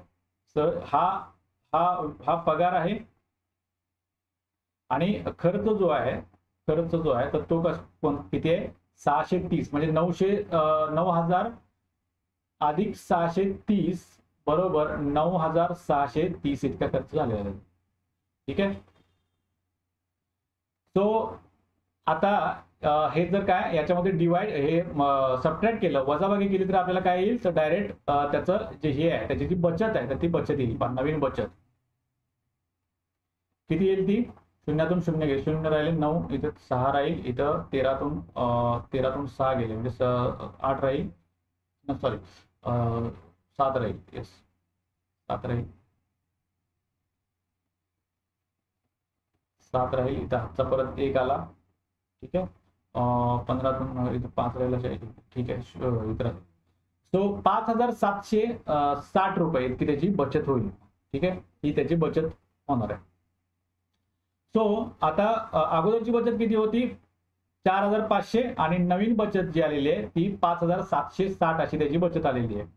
ओके, नाव म्हणजे काय आलेलं आहे, बचतीमध्ये काय झालेली आहे, वाढ झालेली आहे, त्याची बचतीमध्ये काय झालेली आहे, वाढ झालेली आहे, ठीक आहे. म्हणजे हे 2 ऑप्शन पैकी काहीतरी उत्तर आपलं येणार आहे. आता वाढ जी झालेली आहे ती किती वाढ झालेली आहे बघायचं झालं तर 5,760 वजा 4,500 हे करावं लागेल आपल्याला अगोदर. सो किती वाढ झालेली आहे ती येईल आपल्याला, सॉरी इथं 6 राहील, इथे 2 राहील आणि इथे 1 राहील, म्हणजे 1,260 रुपये इतकी वाढ झालेली आहे. म्हणजे किती वरती 4500 वरती 1,260 रुपये इतकी वाढ झालेली आहे. म्हणजे त्याची टक्केवारी जर काढायची झाली तर ते किती येईल बा टक्केवारी, मायनस इथं 0 0 मायनस होतील. सो इथं पहा 15 त्रिक 45 आणि 15 8 20 आणि 6 राहील, इथं 15 चोक 60, ठीक आहे. सो अगेन 84 ला 3 भाग होतोय, 3 1 3 3 2 6 आणि 2 राहिले इथं 3 8 24, सो 28. सो 28% वाढ झाली, हे डायरेक्टली आपल्याला इथे येते 28% वाढ झालेली आहे. सो ऑप्शन 1 हे त्याचं उत्तर बरोबर येईल पहा. ओके, सो नेक्स्ट बघूया आपण प्रश्न.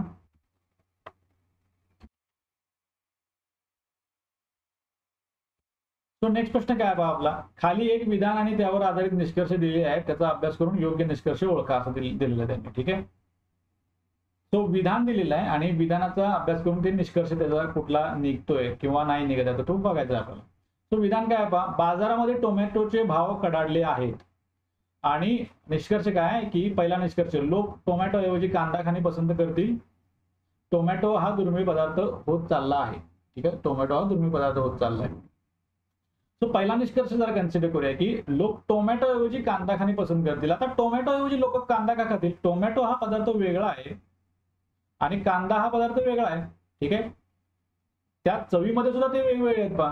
त्यामुळे ज्या ठिकाणी टोमॅटो वापरायचा आहे त्या ठिकाणी टोमॅटोच वापरावा लागेल, कांदा थोडी ना वापरून चालेल.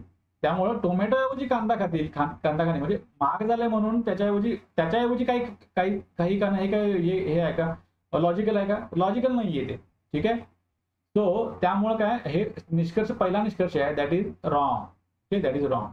अगेन दुसरा निष्कर्ष काय, टोमॅटो हा दुर्मिळ पदार्थ होत चालला आहे, ठीक आहे. आता टोमॅटोचे भाव कडाडले आहेत याचा अर्थ तो दुर्मिळ होत चालला असं काही नाहीये, असंच असू शकतो असं काही नाहीये. मे बी काय होऊ शकतं, बाजारामधली आवक जी आहे ती आवक घटली असेल, ठीक आहे. काही वेळेला काय होतं की वातावरणामध्ये काही बदल होतात, हवामानामध्ये काहीतरी चेंजेस होतात, त्याच्यामुळं जे पीक आहे पिकाला काहीतरी नुकसान झालं असेल आणि त्याच्यामुळं आवक घटली असेल, मे बी दुसरीही काही आपत्ती निर्माण झाली असेल की त्याच्यामुळं बाजारामध्ये तो सप्लाय येऊ शकत नसेल, मे बी पूर वगैरे अशी काही परिस्थिती येते पहा, त्यामुळं काही मार्केट जे असते ते आयसोलेट होऊन जातात, त्या ठिकाणी आवक घटते पहा. तर त्यामुळं जे भाव आहेत तर ते वाढतात. त्यामुळं काय असेल, हे जे निष्कर्ष दुसरा 2 नंबरचा निष्कर्ष सांगितलेला आहे तो त्या ठिकाणी मॅच होत नाहीये पहा. सो दॅट इज वाय हा सुद्धा निष्कर्ष कॅन्सल होणार आहे. सो दोन्हीही निष्कर्ष या ठिकाणी निघत नाहीये, तर त्यामुळं ऑप्शन चौथा 4 नंबर जे आहे दोन्ही योग्य नाहीत, हे त्याचं उत्तर बरोबर आहे. ठीक आहे. सो नेक्स्ट बघूया आपण.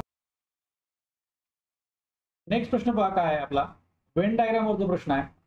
ठीक आहे. वेन डायग्राम जे आहे, समसंख्या, विषम संख्या आणि मूळ संख्या या 3 शब्दांचा संबंध खालीलपैकी कोणत्या वेन आकृतीने दाखवता येईल असं त्यांनी सांगितलं. या 3 जे आहेत, समसंख्या, विषम संख्या आणि मूळ संख्या.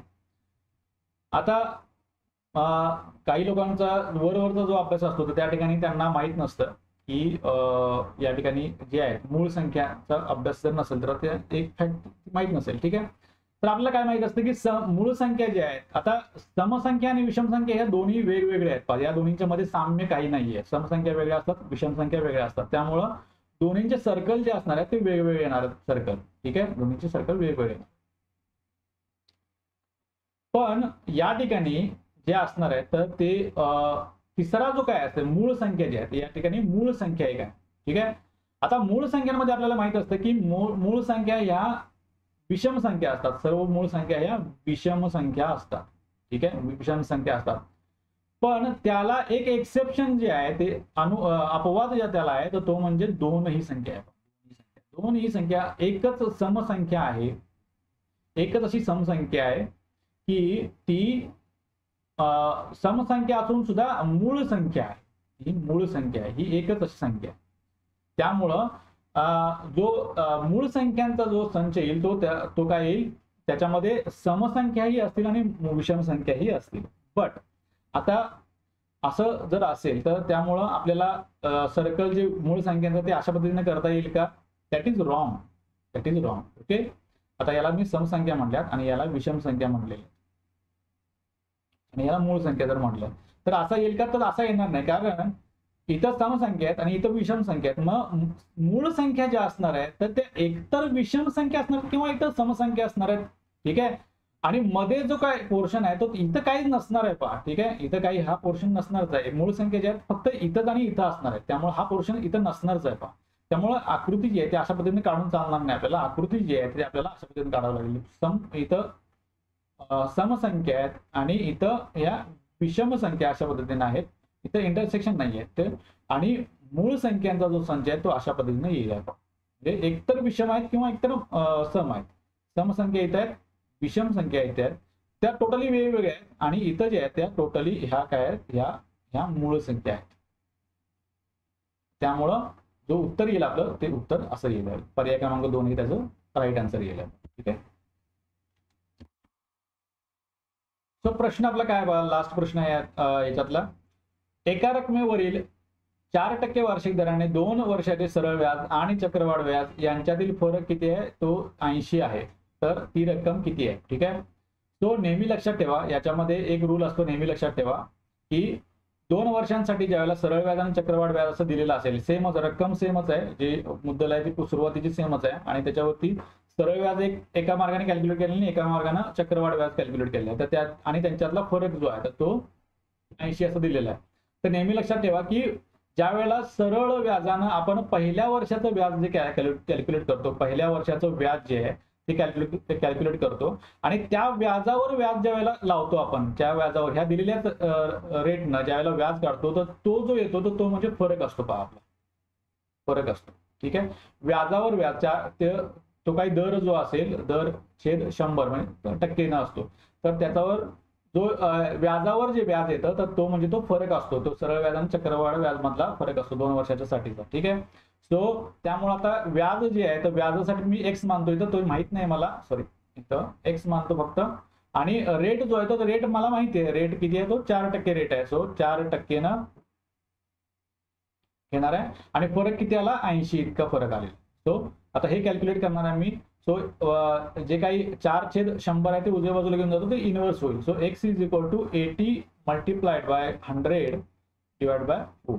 ठीक आहे. सो इथं काय राहील, 4 न भागेला 20 राहील. इथं 20 गुणिले 100 म्हणजे किती होईल, 2000 येईल. ठीक आहे. सो एक्स हे काय आलेलं आहे, हे पहिल्या वर्षीचं व्याज आलेलं आहे, सरळ व्याज आलेलं आहे, पहिल्या वर्षीचं सरळ व्याज. आता तुम्हाला माहिती आहे की चक्रवाढ व्याज असू दे, सरळ व्याज असू दे, पहिल्या वर्षासाठी ते सेमच असतं. ठीक आहे. सो पहिल्या वर्षीसाठी सरळ व्याज इतकं आलेलं आहे. एखादे 3 मुद्दल जी आहे ती मुद्दल काय समजा एम अशी मानतो, मुद्दल जी आहे ती एम किंवा प्रिन्सिपल पी जे मानू शकतो आपण, त्याला पी सुद्धा मानू शकतो. त्याने काय विचारलेलं आपल्याला, ती रक्कम विचारली म्हणजे मुद्दल विचारलेली आहे. सो पी वरती आपल्याला मदकाचा फॉर्म्युला माहिती आहे. सो मदक मुद्दलसाठी पी घेतो. दर किती आहे, 4 आहे आणि कालावधी किती आहे, 1 वर्षाचा कालावधी आहे तो, आणि डिवाइड बाय 100. मग ते व्याज किती आलेलं आहे त्याचं, 2000 इतकं व्याज आलेलं आहे. पहिल्या वर्षासाठी 2000 इतकं व्याज आलेलं आहे. मग पी काढायचं. आता हे दुसरं जे आहे ते सॉल्व्ह करायचं आपल्याला. सो 4 भागाला इथं 25 राहिले. सो आता 25 गुणिले 2000 जे येईल ते म्हणजे आपले डायरेक्ट पी हे उत्तर येईल पहा. So P is equal to 2000 multiplied by 25. मग ते किती येईल पहा, 25 गुणिले 50 आणि वरचे उरलेलं 300. सो 50,000 पी म्हणजे मुद्दल जी आलेली आहे ती 50,000 इतकी मुद्दल आलेली आहे. सो पर्याय क्रमांक 3 हे त्याचं राईट आन्सर येईल. Okay. So this is the end of the reasoning part. Okay. Reasoning जे आहे ते आपलं मॅथ रिझनिंग आणि अंकगणित जनरल मेंटल ॲबिलिटी ते इथं संपलेलं आहे पहा. So thank you all. पहिल्या टेस्टचं जे काही डिस्कशन आहे आपलं ते या ठिकाणी एंड होतं आहे. बाकीचं जे उरलेलं डिस्कशन आहे, रिडिंग कॉम्प्रिहेन्शन आणि डिसिजन मेकिंग, ते सागर सर घेतील. ओके. So thank you.